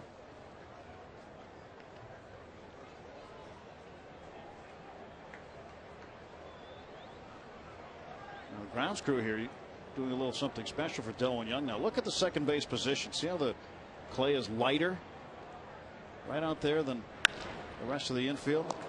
Sharply hit ground ball, and Cruz throws out Francisco. They are intentionally leaving that drier for Delwyn Young. A few games back, he noticed it was a little wet over there, and so what they did was they just sort of left a little rectangle of dryness. And now he has better footing, he says, over there. I have to wonder, you know, I know certain guys, the plastic spikes, and, you know.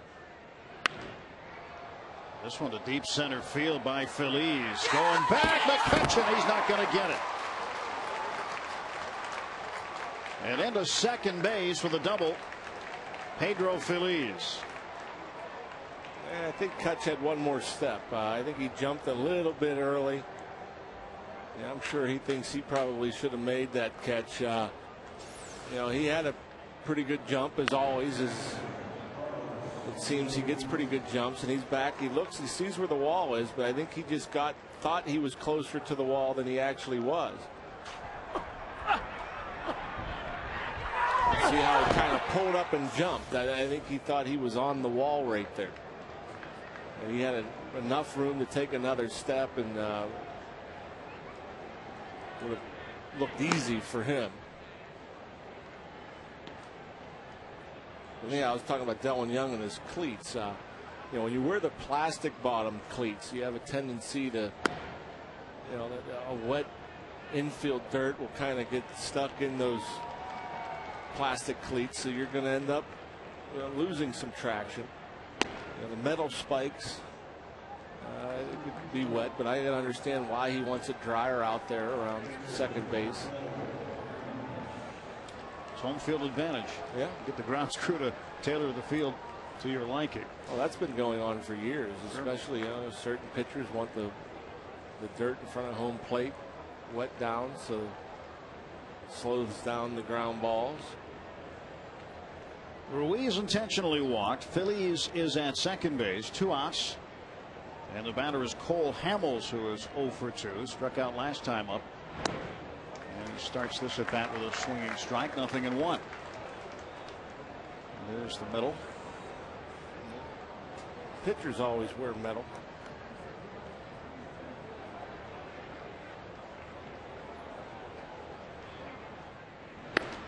There's a strike called, 0-2. So Mahalam trying to get Cole Hamels out and get the Pirates to the plate. Mahalam's spot would be second in the bottom of the 7th inning.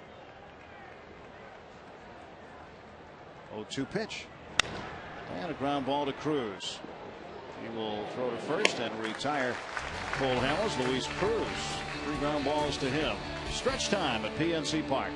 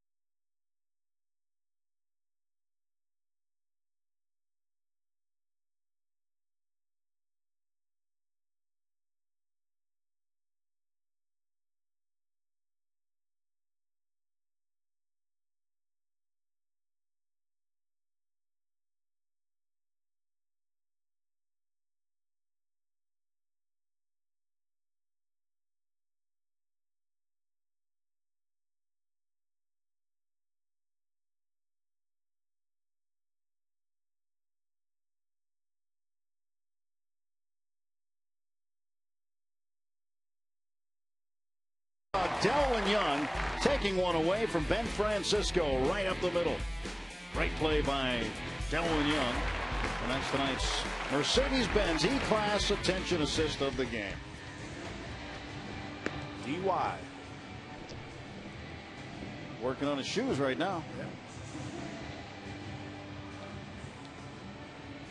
Delwin Young started the year with the Los Angeles Dodgers. Came off the disabled list in April. They were going to send him to AAA Albuquerque, just not a spot on the 25-man roster for him in Los Angeles. And Neil Huntington saw it as an opportunity and made a quick deal to pick up Delwin Young, and Young has been a steal.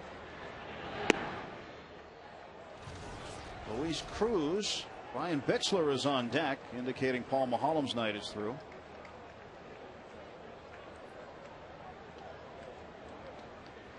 And Cruz, a swinging bunt. And Hamels throws him out.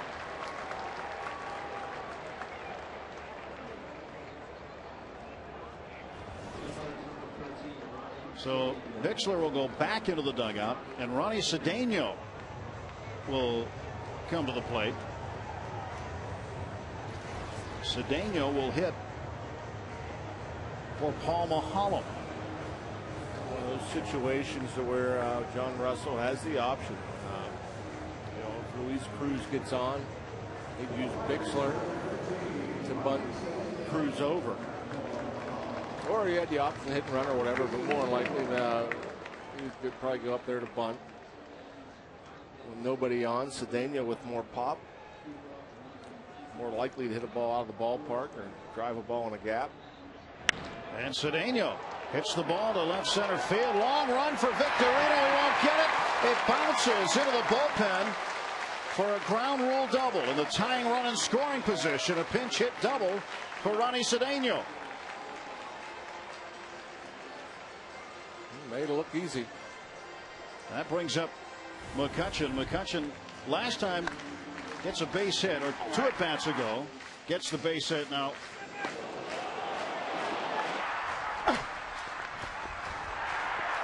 That was a good move. I don't think I got on first base off him last time, so I ain't see his move. I ain't never see his move. That's what you gotta do. Fool me once.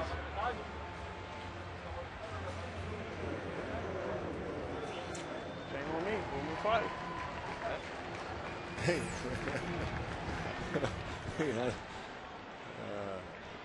I don't think you knew that. You fool me once, shame on you. Fool me twice, shame on me. You had to think about it. I had to think about it. Ball 1 to Andrew McCutchen. Yeah, and that was a good move by Cole Hamels. Some may consider it borderline with that front leg right near that imaginary line that the umpires look at to determine a balk or not. 2-0 to McCutchen. And you have to sit here and you wonder, is this who does Cole Hamels want to face? McCutchen, the rookie, with a guy that's come through so many times this year. What's he going to do here 2-0? That's what I thought. Not breaking them. Very careful with McCutchen. And Hamels a guy that doesn't like to walk guys. He's in the top 10 pitchers in the NL with fewest walks per 9 innings.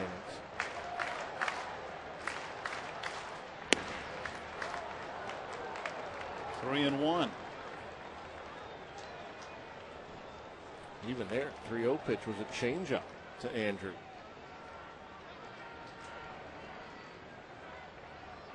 Three balls and 1 strike. Stretched by Hamels, and the pitch. Ball 4, 2 on and 1 out in the bottom of the 7th for the Bucks. That's respect. A rookie less than 300 big league at bats, and he didn't want any parts of Andrew McCutchen. Delwin Young's 0 for 3, struck out twice. Young last night had a triple, the second of his season. He was 1 for 4 in the ball game. First pitch to Young inside, ball 1. Still reaching back to throw 92. The Pirates trailing just 1-0 in the bottom of the 7th here in Game 2. They won last night 6-4. And threatening. 2-0. Borderline pitch. That's a big pitch for Delwyn Young and the Phillies. Cole Hamels wanted it.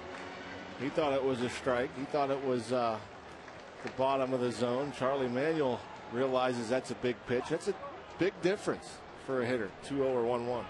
And Young skies it to shallow left. Jimmy Rollins is out. Francisco will call him off. And he makes the catch, and there are now 2 down. Garrett Jones, the hitter. And despite the fact that getting to that good hitters count, 2-0 for Delwyn. Cole Hamels throws a real good changeup in a real good location and got Delwyn Young out in front.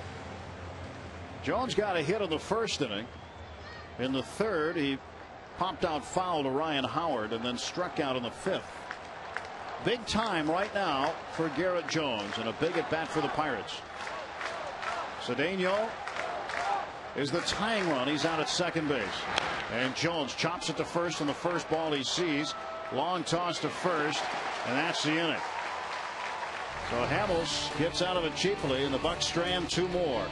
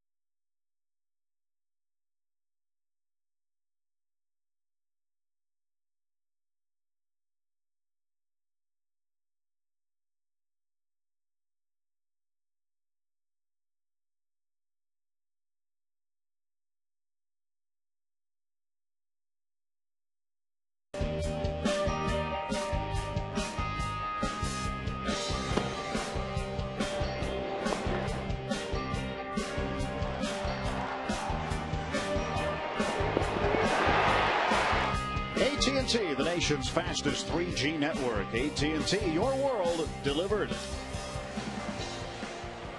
New pitcher on for the Pirates, right-hander Jesse Chavez. Well, you see Jesse's numbers. He's been impressive. Good job out of the pen, and Paul Maholm was impressive. Just the home run in the 1st to Chase Utley. The only scoring in this ball game. He certainly deserved to be in line for a victory, but the Bucs have not yet taken advantage of their opportunities. Chavez last night in the 8th inning with 2 outs called upon to get Jason Worth, who was hitting for Matt Stairs, and he got him swinging. Struck him out, did the job. 1-0 to Rollins. Strike in the corner. 1 ball and 1 strike.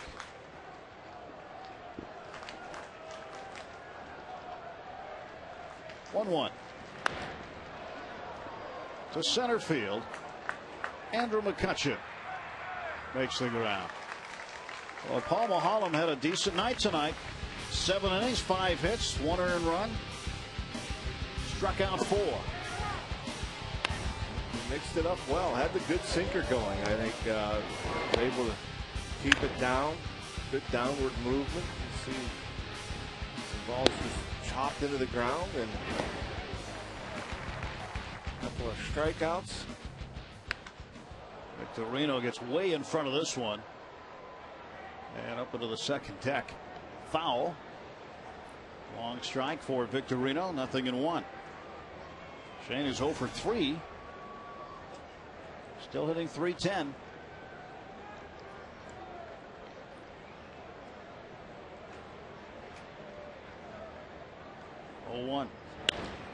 This one toward the middle.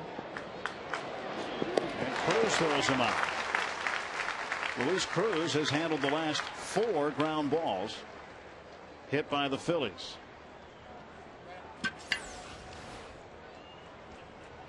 See this one from the Southwest Field cam. Chavez trying to kick it, but he didn't know Luis Cruz right behind him. 2009 Pirates baseball on FSN Pittsburgh, brought to you by Southwest Airlines. Southwest Airlines, ready when you are. Go to southwest.com, grab your bag. It's on. Cruz is a pretty big kid for a middle infielder. And he's not the fastest guy in the world, but he handles the position well. He really makes plays look very, very easy. Cruz, 25 years of age, 6'1", 213. Yeah, that's not small. It's out of Sonora, Mexico. Chase Utley takes ball 2. Utley's having a good night. He leads National League second baseman in just about every offensive category. Home runs, RBIs, extra base hits, slugging percentage, on base percentage, runs, walks, and total bases. Pitch just got over the heart for Utley. And he does that to a lot of pitchers. Little did we know back in the first inning that would be the only run as we're here in the 8th. Utley, the only left-handed hitter to get a home run off of Paul Maholm this season. 2-1 pitch fouled away. Count even 2 balls and 2 strikes now to Chase Utley.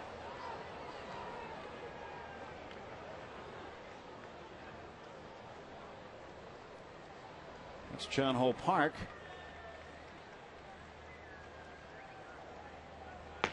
He's been around a while. He's doing a great job for Charlie Manuel out of the bullpen. He's had some starts as well. 2 balls, 2 strikes, nobody on, 2 men out, and Chavez deals. And this one to shallow left.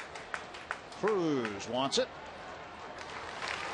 And an easy 1-2-3 inning for Jesse Chavez. Go to the bottom of the 8th, 1-0 Phillies.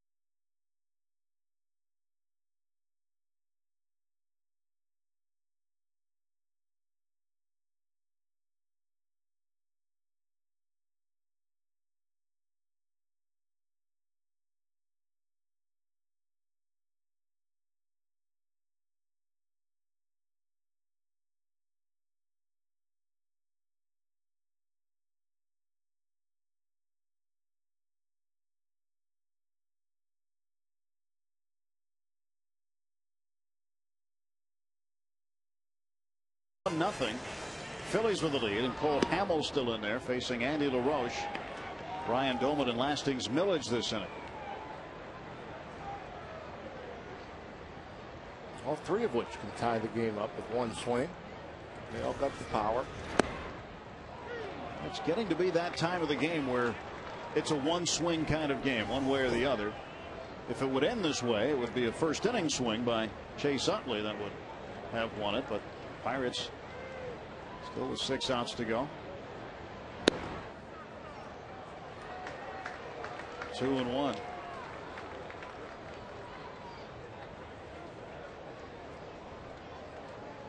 Hamels just allowing 5 hits. And LaRoche hammers this one foul.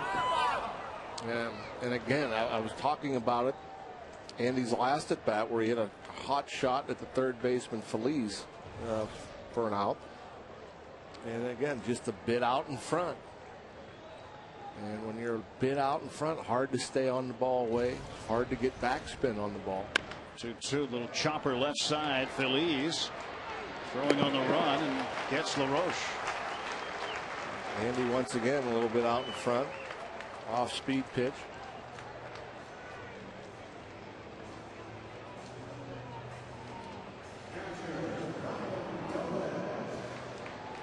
So Ryan Doman will take his chances. Doman homered in last night's ball game. 1 for 2, and tonight has a base hit, 1 for 3. Hasn't homered from the right side this season. All of his home runs, 8 of them, have come hitting left-handed. He has the pop. He got some pop from the right side. Swing just hasn't been there for him yet.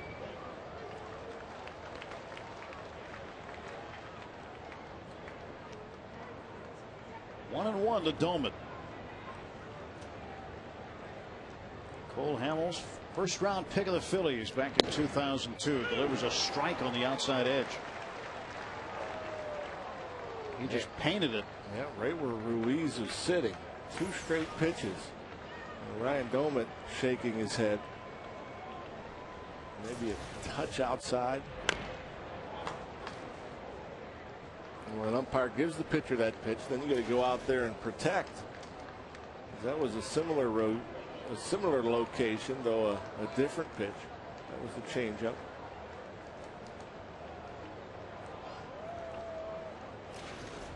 So Doman ready, and Hamels now ready to deliver his 1-2 pitch. And Doman fouls it back. There'll be another. What did Hamel do? Hamel against the Dodgers of all places at LA threw a 5-hitter complete game, struck out 5, didn't walk anybody. Now tonight the Pirates have out-hit the Phillies, but don't have a run to show for it. 2-2. No runs, 7 hits for the Buccos. For the Phillies, 1 run on 5 hits. Oh, did I say 5 hits? You said against the Dodgers. 5 hits. You were right. Don't doubt yourself. Yeah, I was just curious. Wasn't sure. But Hamels throughout his career, every year he's spent in the big leagues, the last 2.5 years, he's always had more innings pitched than hits until this year. In fact, he had 70 less hits allowed than innings pitched throughout his big league career coming into this year. Whereas now, mentioned league hitting 285 against him, 157 hits and 139 innings coming into tonight. Here comes the 2-2, and Doman will earn himself another pitch. And I mentioned earlier with Hamels hitting Lastings Millage back in the 4th with 2 outs. He ended up giving up a double to Pierce, intentional walk, struck out Maholm. 10, 12, maybe 15 pitchers after the hit batter. Pitch count up there at 120. And Doman, that's another foul ball. Yeah, that's literally Hamels having a chance for perhaps a complete game. But certainly can't imagine Hamels pitching in the 9th having thrown 120 pitches. Be interested to see even if he faces another batter after Doman. And Doman on the ground to Jimmy Rollins. 2 men are out in the Pirates' 8th inning. Let's check out our Verizon Wireless, the road ahead. Pirates' upcoming games and TV schedule. Tomorrow, 7 o'clock. Then it's out on the road on the weekend in Milwaukee. 3 games with the Brewers, 8 o'clock, 7 o'clock, and 2 o'clock. 3 of the 4 of those games right here on FSN, bringing the game to you. Saturday radio only. Lastings Millage with 2 down. He is 2 for 2 tonight. And he swings and he hits one up in the air to shallow left down the line. Francisco in fair territory makes the catch and provides a souvenir. Top of the 9th, 1-0 Philly.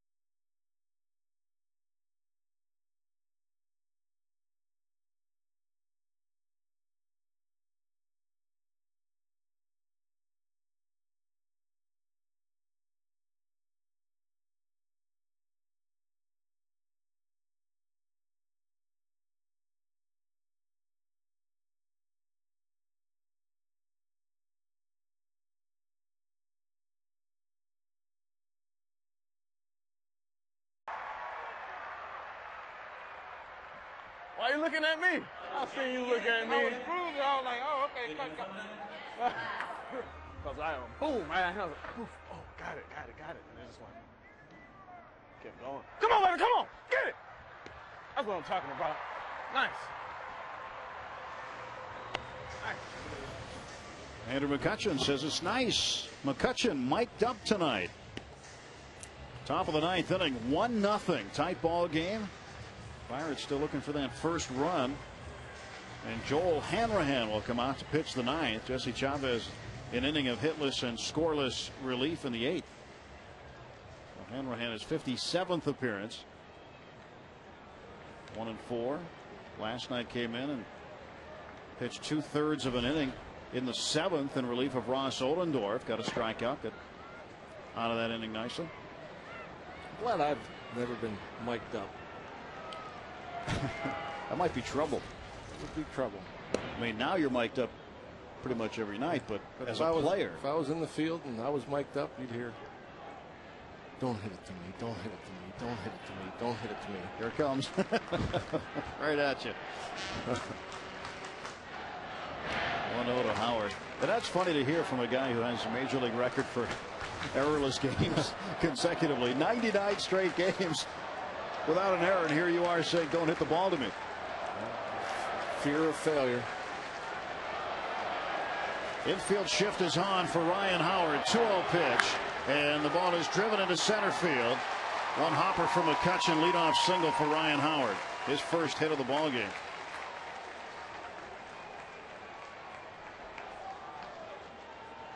Follow the Pirates on your iPhone and iPod Touch with MLB.com at Bat 2009, featuring play-by-play, video highlights, and live audio broadcasts. Visit Pirates.com on your iPhone or iPod Touch to purchase. How cool is that? I like it. That is pretty neat. I've got an iPod Touch. Use it every night on the radio side. It's a pretty cool thing to have. Jason Worth. He'll bounce this one fair down the line. Ryan Howard heading for third. Millage out of the corner. Guns it to the relay man Cruz. And now second and third for the Phillies. And nobody out in the top of the ninth. Loopy ball. And Jason Worth just getting a piece just off the end of the bat. It's always better to be lucky than good, I guess. In the no man's land.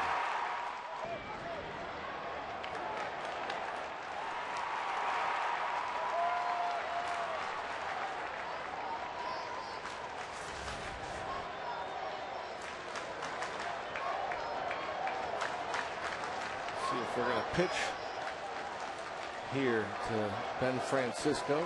Well, Gomit goes down. Looks like we will. Infield in all the way around. So Worth at second, Howard at third. Howard's first career base hit off Hanrahan.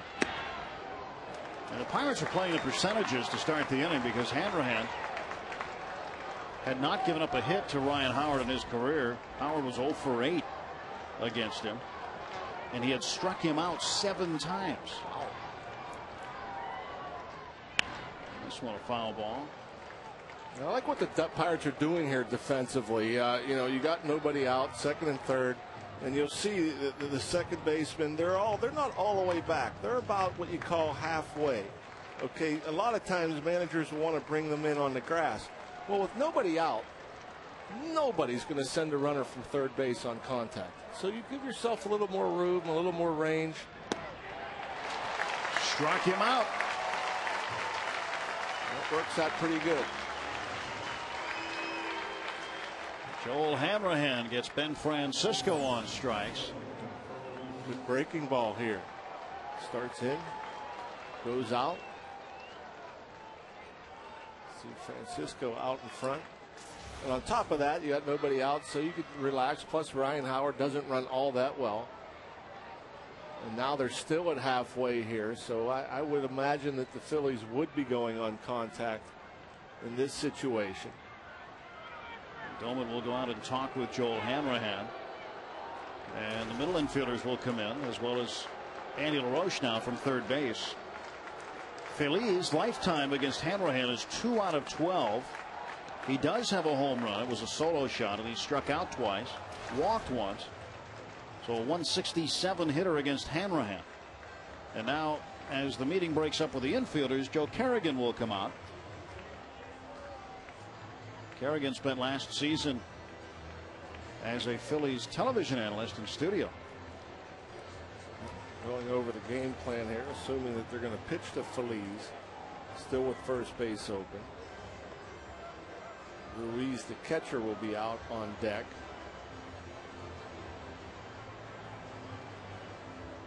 Ryan Madsen warming up. Brad Lidge nowhere to be found warming up tonight.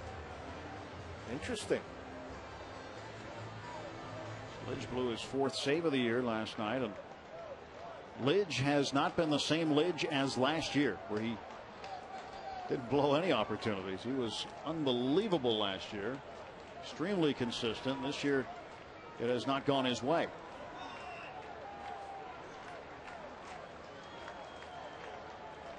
Pedro Phillies at the plate. The pitch.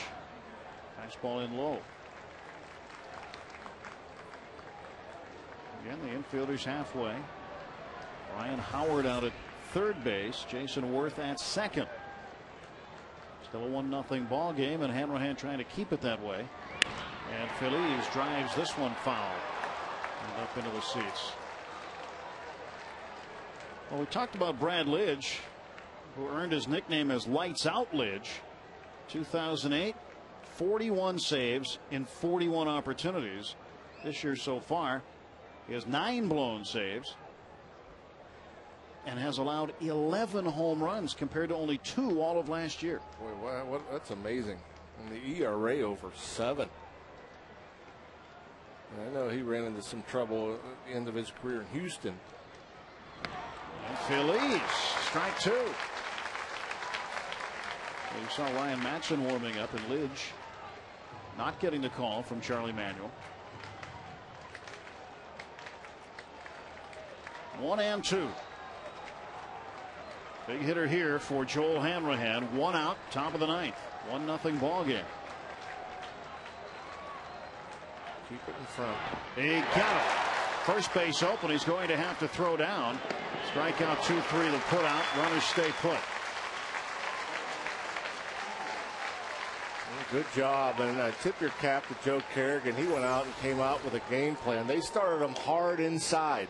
So when you start a batter hard inside, it's off the plate. You get him thinking about the fastball. Then Hanrahan, soft, soft, soft. Gets ahead, bounces the 2-strike pitch. Doman in a good position to keep it in front. And Joel Hanrahan, after a little bit of trouble, 2 strikeouts. Chance to get out of the inning. That'll bring up Raul Ibanez. He will pinch hit for the catcher, Carlos Ruiz. And now you're probably in a position to walk Ibanez. You're going to probably have to face Matt Stairs next. Ibanez has 1 hit off Joel Hanrahan in 4 at bats, and that 1 hit was a grand slam. So the Pirates will walk Ibanez and load the bases to create the forced play with 2 outs and get to Matt Stairs. Stairs, one of the best pinch hitters in baseball. Yes, sir. 4 pinch hit homers on the year for Stairs, and he's not shy about it. He'll sit there and tell you. He goes up there looking to do one thing: hit the ball out of the ballpark.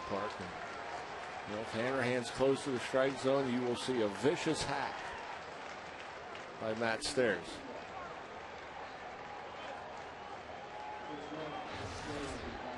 Matt Stairs, 11 career grand slams.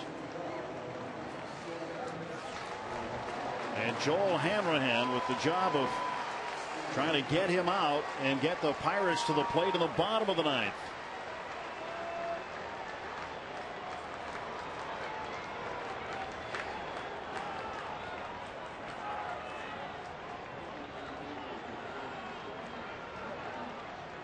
Stairs 1 for 3 in his career against Hanrahan. Bases full of Phillies.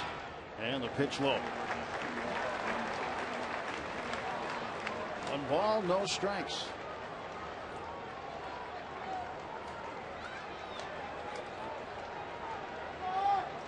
If you can get ahead of Stairs, you can get him to chase. Typically, though, he's looking for 1 pitch in 1 area until he gets 2 strikes. 2-0. Now it's white knuckle time right now for Joel Hanrahan and the Pirates. And here's where you're going to see, more than likely, a pitch over the plate. Matt Stairs coming out of his shoes. If he makes contact, you just hope he mishits it. 3-0, and Hanrahan now a pitch away from walking in a run. 2 outs, top of the ninth. Bases full of Phillies and a 3-0 count with a pinch hitter Stairs.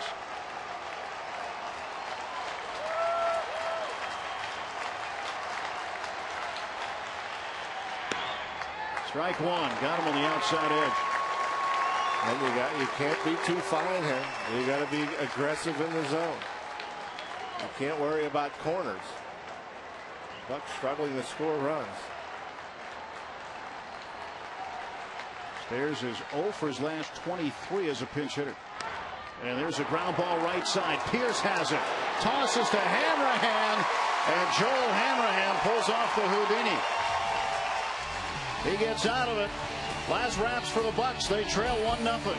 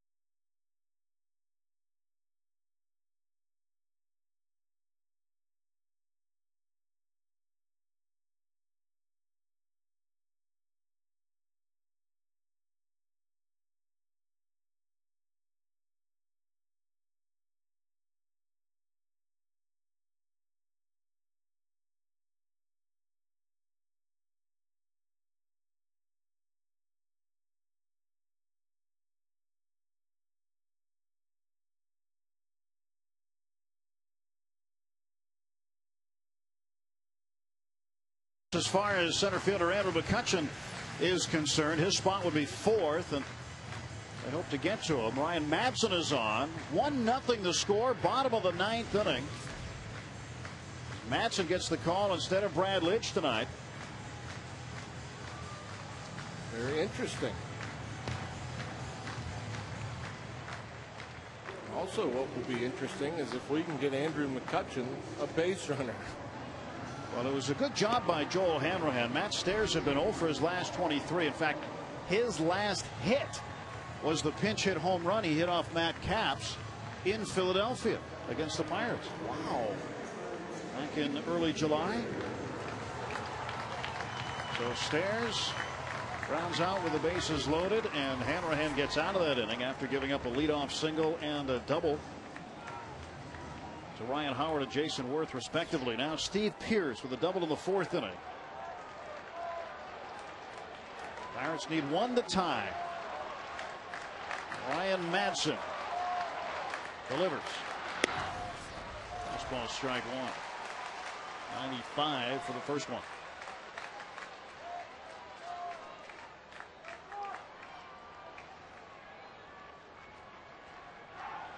And Brandon Moss on deck. The big pinch hit base hit last night. Pearce now 0-2.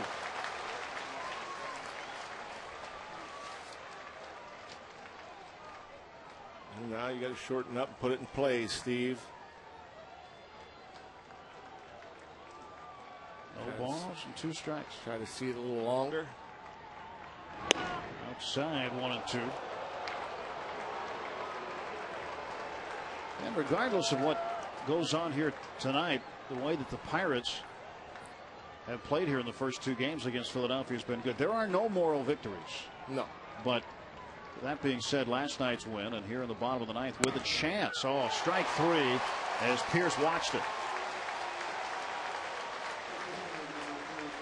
97 above the belt. And according to Mike Everett, below the letters. Pearce thought it was high. There you see that looked like it crossed the 51.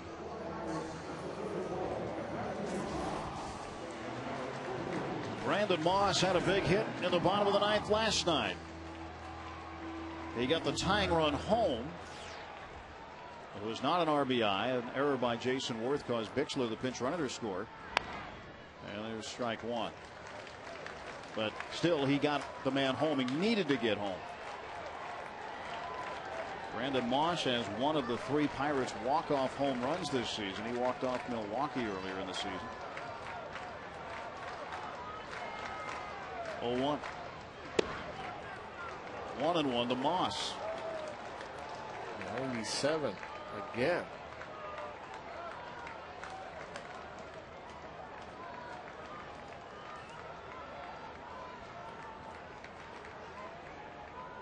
Well, Moss trying to come through for the Bucks in the ninth.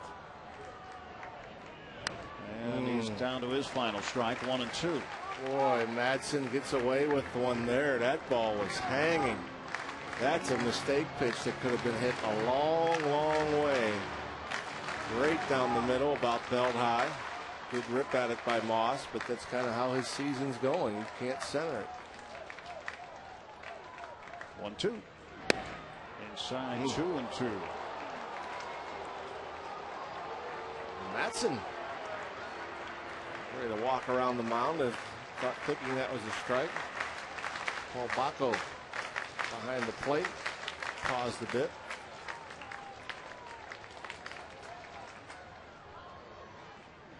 Moss drives one deep to right center field. This ball is going. It is gone! Brandon Moss ties it in the bottom of the ninth inning with a solo shot. It's 1-1.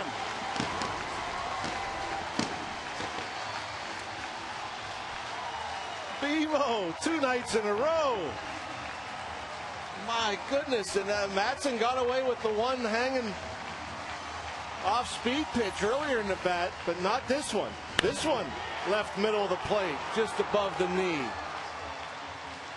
There's times as a big league pitcher, you'll get away with one mistake in an at bat, but not 2.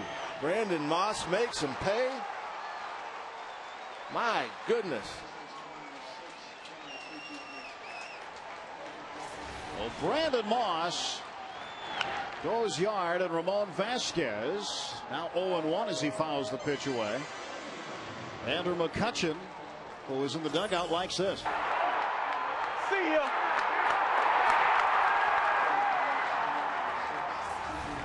He had it pegged right from the get-go. Yes, sir. And he's going to hit.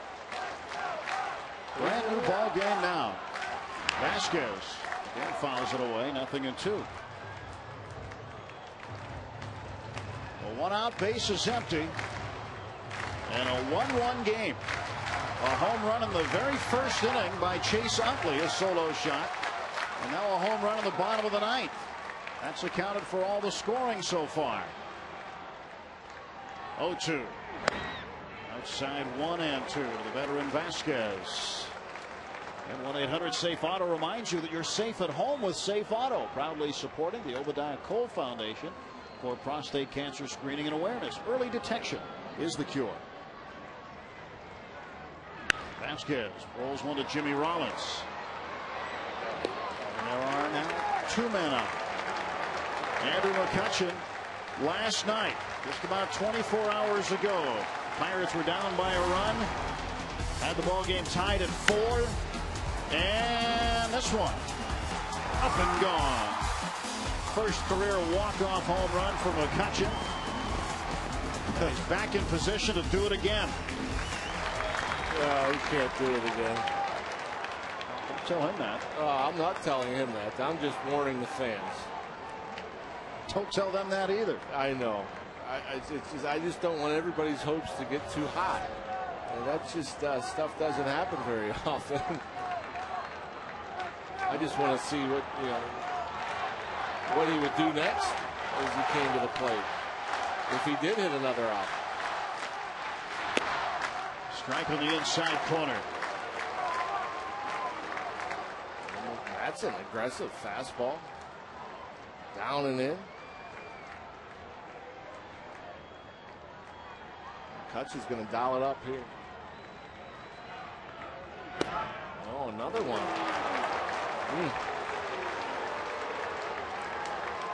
Well, McCutchen down to his final strike. I thought it was pretty gutsy to go in there for the first pitch, the second pitch. But the good location. It's right on the edge. Survivor mode now for Kutch. 1-2. One inside. So McCutchen just looking for one. One he can drive here. Pirates have tied it in the bottom of the ninth. Brandon Moss, a solo home run.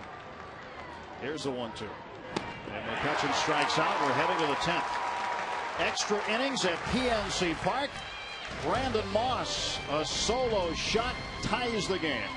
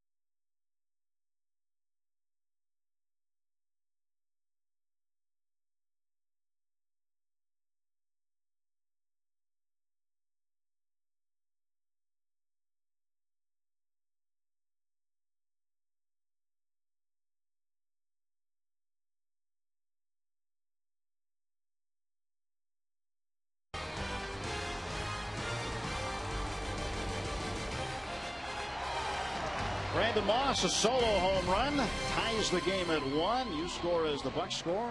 Another $1 off with that run scored. Tickets for the September 4th through September 6th series against the Cardinals now only $17. Go to pirates.com/how-many-runs or 1-800-BUY-BUCKS for more information. Tickets will go on sale for that series at those reduced prices starting Friday. Now, again, the more runs the Pirates score tonight and tomorrow, the ticket prices continue to go down by $1 for each run. And we're going to the 10th inning now. New pitcher on for the Pirates. Ramon Vasquez will stay in at shortstop for Luis Cruz. And Steven Jackson, the right-hander, takes over for Joel Hanrahan. Makes his 24th appearance. And Rollins batting left-handed against the right-hander Steven Jackson.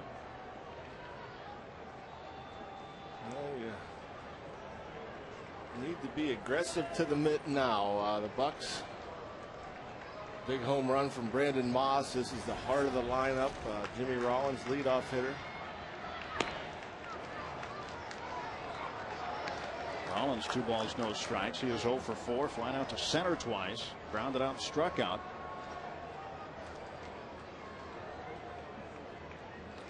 And he won't be taking if it's good to hit. He went around for a strike.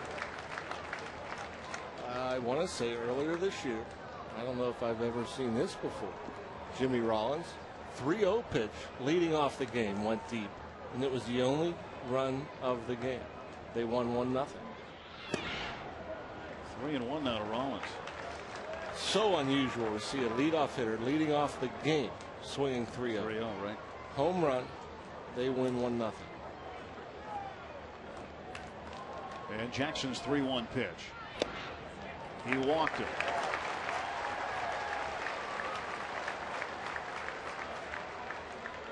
Leadoff walks and 2-out walks will kill you. Especially in the 10th inning. That pitch actually wasn't that bad. It just so happened Domet was set up away and he kind of pulled it in. It looked like it was on the inside part of the plate. But Domet reaching back with his backhand, not many umpires are going to give a pitcher that call when they miss their location that much, even if it is over the plate.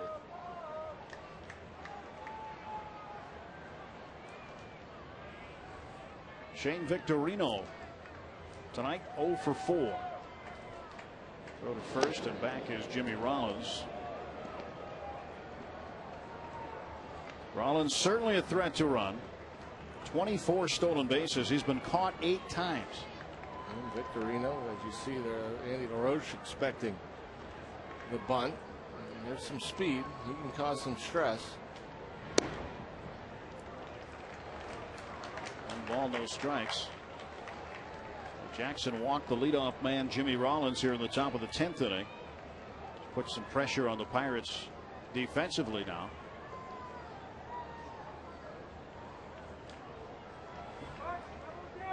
And Jackson looks in at Doman, has his sign, keeping an eye on Rollins.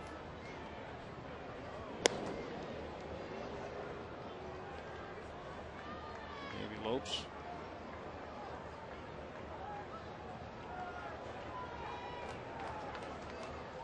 And Victorino squared. So we wouldn't expect Rollins to go anywhere unless they took the bunt off, which they do. And this one down the line, foul. We've seen a good bit of that from Victorino as well. For a guy, he has some power. He can hit the ball out of the ballpark, but mostly slap it around, uses his speed to his advantage. But he's been out in front. I've been talking about that with Andy LaRoche, kind of out in front of a lot of pitches, looking to pull the ball. But I think that's why Victorino has struggled a bit. 1-1 to Victorino from Steven Jackson. Jackson will look Rollins back to the bag at first. Well, the battling Bucs have battled back tonight. Solo home run by Brandon Moss in the bottom of the 9th with 1 out. Makes it a 1-1 game. Paul Maholm started, went 7 innings. Did a good job. Gave up only the 1 run, the home run in the first inning to Chase Utley. Then Chavez and Hanrahan each have pitched an inning of scoreless relief. Hanrahan gave up 2 hits but struck out 2. Yeah. Second and third, nobody out. I mean, that's a great job. That's the unsung hero. 2-1 to Victorino. And that's a fastball that missed by a lot. And you could see maybe a breaking ball, it kind of gets away from you or whatever. But on a fastball, that missed by a ton. And you have to wonder.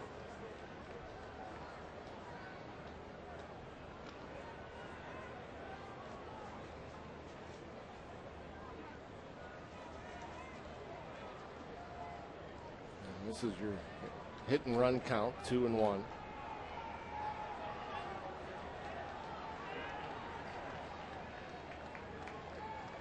And it's now 3-1. And again, a fastball missing by a ton. Well, Jackson in a tough spot. The young right-hander. It's his first opportunity this year in the big leagues. This is his 3rd stint with the big club. He's been sent back twice to Indianapolis.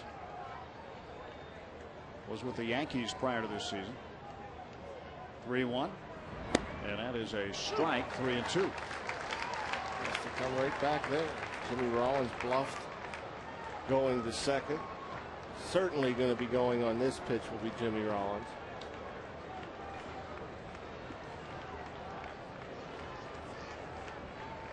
Pierce holding Rollins on. Rollins digging in as though he's ready to run. There he goes. 3-2 pitch. Line drive center field. Here comes McCutchen. He won't get it. It bounces in front of him. And the go-ahead run now 90 feet away with nobody out. The Phillies with runners at the corners. Victorino moves Jimmy Rollins over to third base. Well, once again, like a night ago, the Pirates and the Phillies went into the bottom of the 9th inning without either team getting a hit with runners in scoring position. That's the case here going into the 10th. Neither team with a hit with runner in scoring position. Jackson certainly has left a mess. First and third, nobody out. He's going to head for the dugout. And John Russell makes his Columbia Gas 8-1-1 call to the bullpen. Phil Dumatre will be the new pitcher when we come back.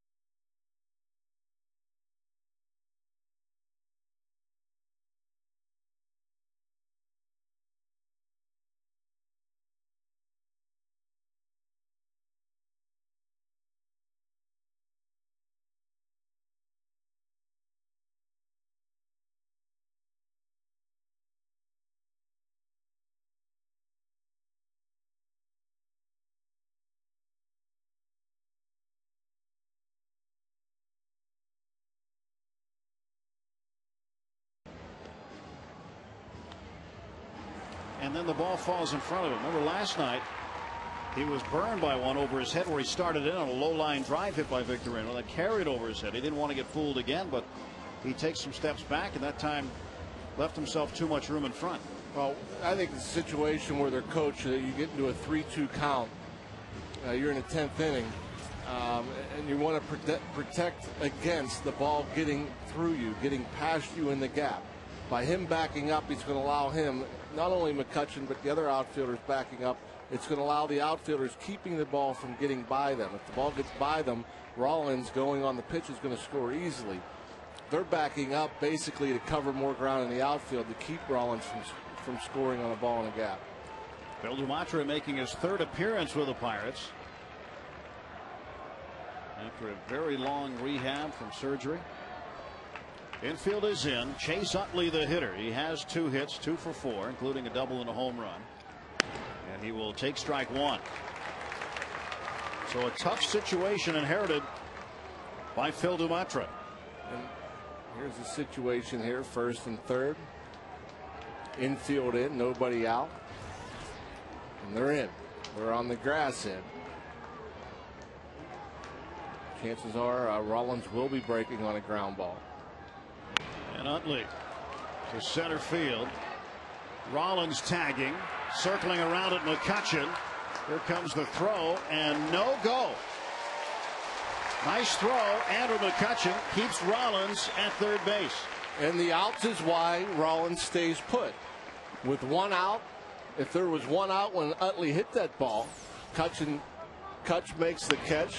Rollins is definitely tagging. But with nobody out, you're not going to risk making that out at the plate right there. They're still in a sacrifice fly situation. McCutchen does a good job getting behind the ball, getting momentum towards home, getting rid of it quickly. Rollins not going anywhere. Now I guarantee you, if Ryan Howard hits a fly ball in the same exact spot, Rollins will be tagging. 1 down. Ryan Howard looking out at Dumatra. Victorino the runner at first. And this one is hammered into the night sky. Goodbye. 3-run home run. Ryan Howard and the Phillies have broken it open here in the 10th.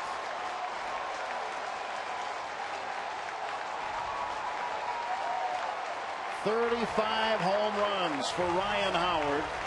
107 runs batted in. It is a 4-1 ball game.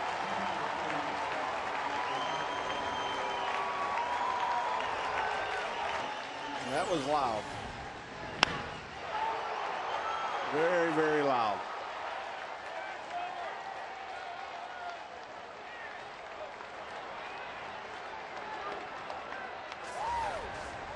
A lot of Philly fans making the trip over, and Ryan Howard just got them on their feet.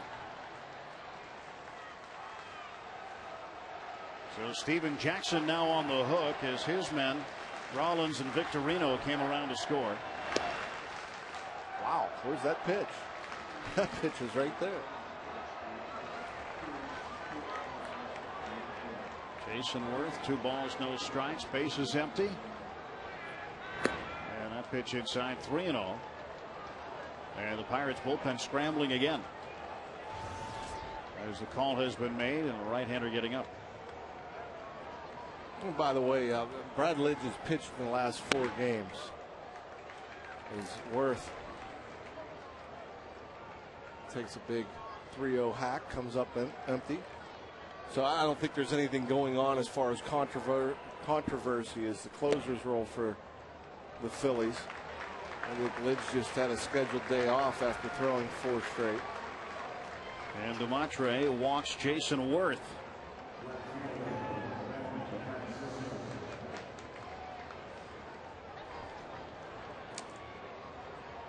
Joe Kerrigan comes out to talk to Dumatra. The hitter is Ben Francisco. Dumatra gave up the home run, but it was Jimmy Rollins, the leadoff walk issued to him by Steven Jackson. That is the go-ahead run at this point in time. Ryan Howard hit a no-doubter into the right field seats.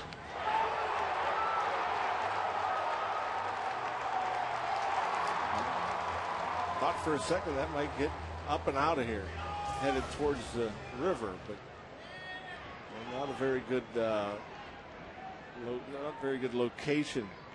That pitch from Dumatra left it right over the heart.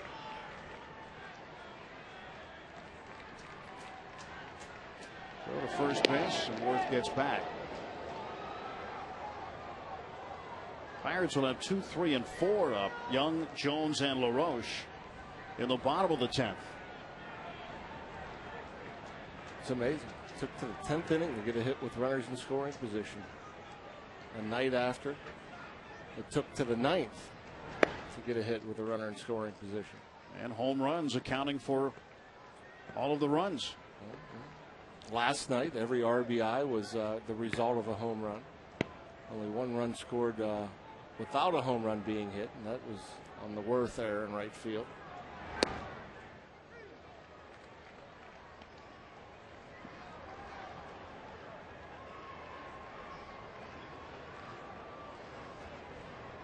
That's not true. Phillies had a couple hits with off of caps that were RBIs, a double and doubles. triple. Yeah. The double and the triple resulted in RBIs. The double by Francisco in a pinch hitting role, and the triple by Victorino. Right. Scored the go-ahead run. But that was last night, and tonight the Pirates have taken the Phillies into extra innings. And Ryan Howard, a 3-run bomb, has made it a 4-1 ball game.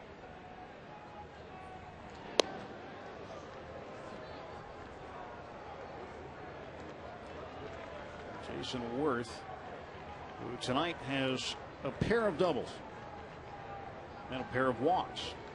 2 for 3. He's reached base 4 times. There goes Worth, and the pitch swung on and fouled away. Pretty good jump from Worth.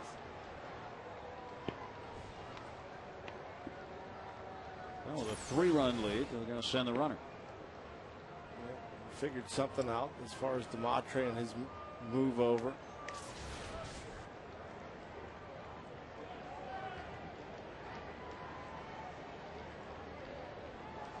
Phil DeMatre comes set. And the pitch. And this one down to third, backhanded by LaRoche. He goes to second for 1. They'll take that one. They get the force at second. It was a tough play to start with. LaRoche made a great backhanded stab of the baseball and got it to second for the out. 2 men out. Yeah, good grab by LaRoche. Not a great throw. Delwin Young bails him out. And does he stay on the bag? Boy, that's close. That's iffy. Hard to tell. He had to go to the left field side of second base. Pickett looked like there was a bit of a bobble, and by the time he caught hold of it, thought maybe he was off the bag there at second. Francisco at first. Pedro Feliz is at the plate. That throw almost missed. Francisco has contributed tonight, a base hit in the 2nd inning. And now on board via the fielder's choice. He has not scored a run. And this one towards second. Delwin Young will step on the bag, and we'll go to the bottom of the 10th inning. Pirates looking up the mountain again here at PNC.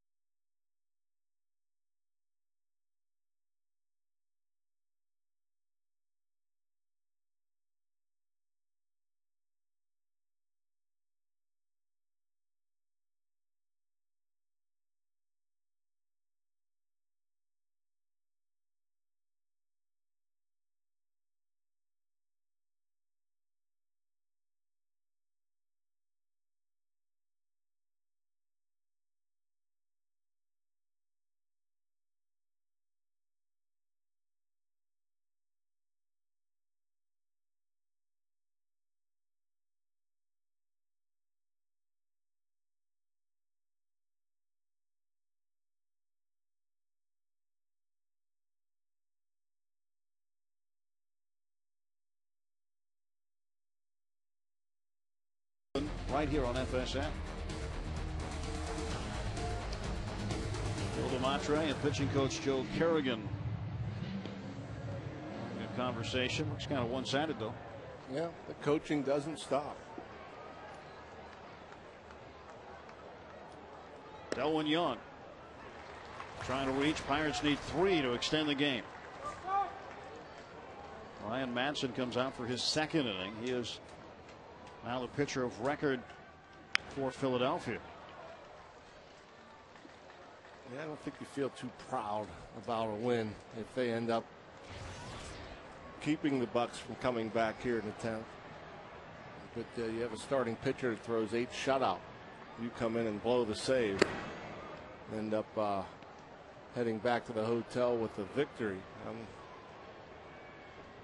sure that Madson won't be proud of it.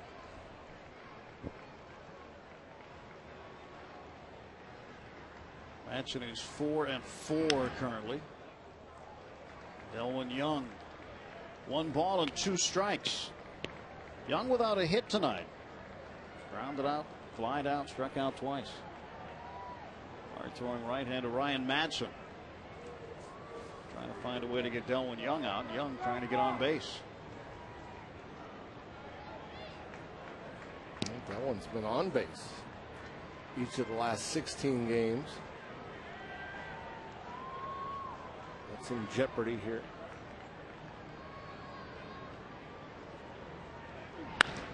And now he's been on base in each of the last 17 games. Ball hits second base. Big turn by Young.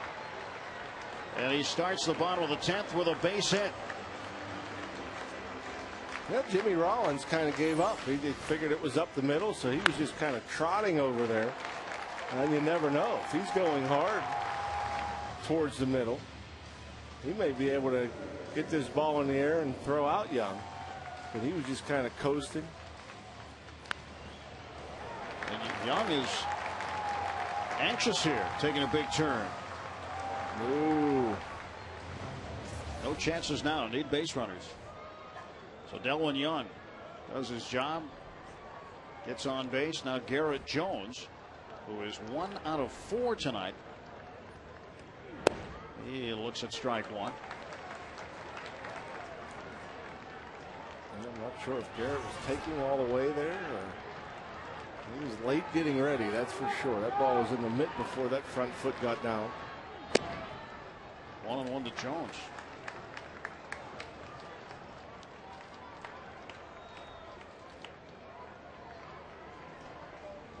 Jones' last home run came on Friday against the Reds. It was a 3-run shot. He fouls this one away. 1 ball, 2 strikes to Jones.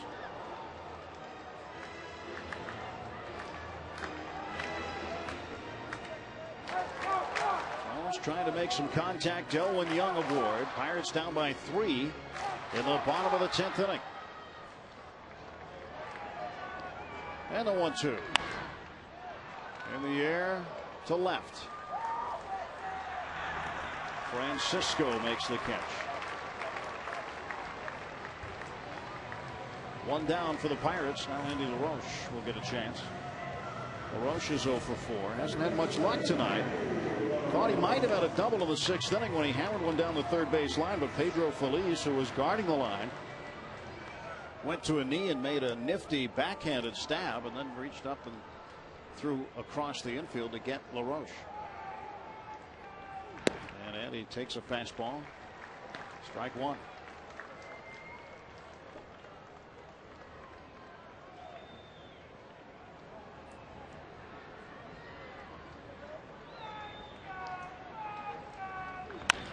And LaRoche scoots one toward Utley, and this should end the ball game. And that's bad luck. That's a hard hit ball right back up the middle. It hits the mound. Is a nice, easy high hop for Utley, and that turns into an easy double play. I thought that was a base hit up the middle. Yeah, you watch from